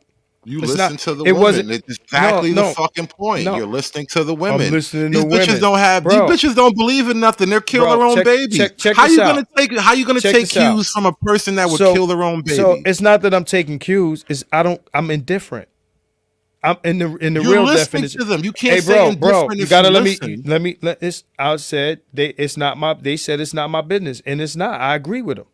It's not my business. I don't care. I wasn't part of the conversation before Roe v. Wade. Nobody asked me, or nobody asked black men, hey, how do you feel about abortion either way? They didn't ask you before. Now they asking you? No, it wasn't my business. You don't have to ask me. I make it my business because that's well, what you men make do. it your business because you want to be community minded. I'm not a community. It's not even See, about again, the community. This These is are back not to what community ideas. Because you know what? Hold on. This is back to what I was saying before. It's It's a lot of motherfuckers here. Y'all say y'all talk that one shit, and then then the community shit comes out. Bro, you sound like you Umar are the right now. community right now. No. You have the community you have the community attitude. Don't nobody in the community give a fuck about abortion. You are taking the community position. No, I'm actually not. taking the white man's position right now. No, I'm not. No, you said the white man wants them to have abortions. No, the white man doesn't. No. The white man don't want his woman to have an abortion. They don't give a fuck what black women do. That's the hat. Bro, now you flip flopping. A second ago, you said that black. I am not. How do I feel as a black man that men outside of my group want my women to get abortions? Now you saying that they don't feel this way, yo, bro. Why? Bro, why do you think I was talking about Germany? It's not about the white man. What it's the not fuck about the white is man. going Why do you on think I here, was talking fam? about Germany? Why do you think I was talking about Germany? You think they Holocaust the white man? Bro, at the end of the day, fuck Germany. Come on. You said keep up. You said bro, you can't lose me in a debate. You said that men outside my group are pushing women, and now you're making the whole abortion. You're making this thing of. You're making it a race. And you're saying this. You also said what type of people run the industry? You also said okay. So then, right? But who are they pushing abortion? Are they Christians? Are they pushing abortion? Yes, they are. And are they Christians? Where? Right. Listen. Where are they pushing abortion? It is a psychological warfare. Where are they pushing abortion? You just making shit up. You freestyling, bro. Where are they pushing abortion? Where's OnlyFans and Cam Soda and all these porn where do they push abortion? What are you talking about? These are the porn companies are pro-life. Are you telling me they're pro-life? I don't know, but where are they pushing it? You saying that these men or that porn encourages or promotes abortion? Not using logic. No, you're not. You're making shit up. I'm making a logical assumption that if you're in that industry, that's how it looks. That's what's the norm, right? Because you can't keep all of them. Check this out. We're gonna do this again. We out of here, bro. You guys have a good night. We're good, bro. This is cool. This is ladies and gentlemen. The Hoodservative. Once again, this was Project 2025. I don't even know how deep we got into the actual document, but I want some comments in the comments section, man. Yo, it's late enough. I ain't gonna hold y'all no longer. It's late as a motherfucker. We out of here. Peace. 100.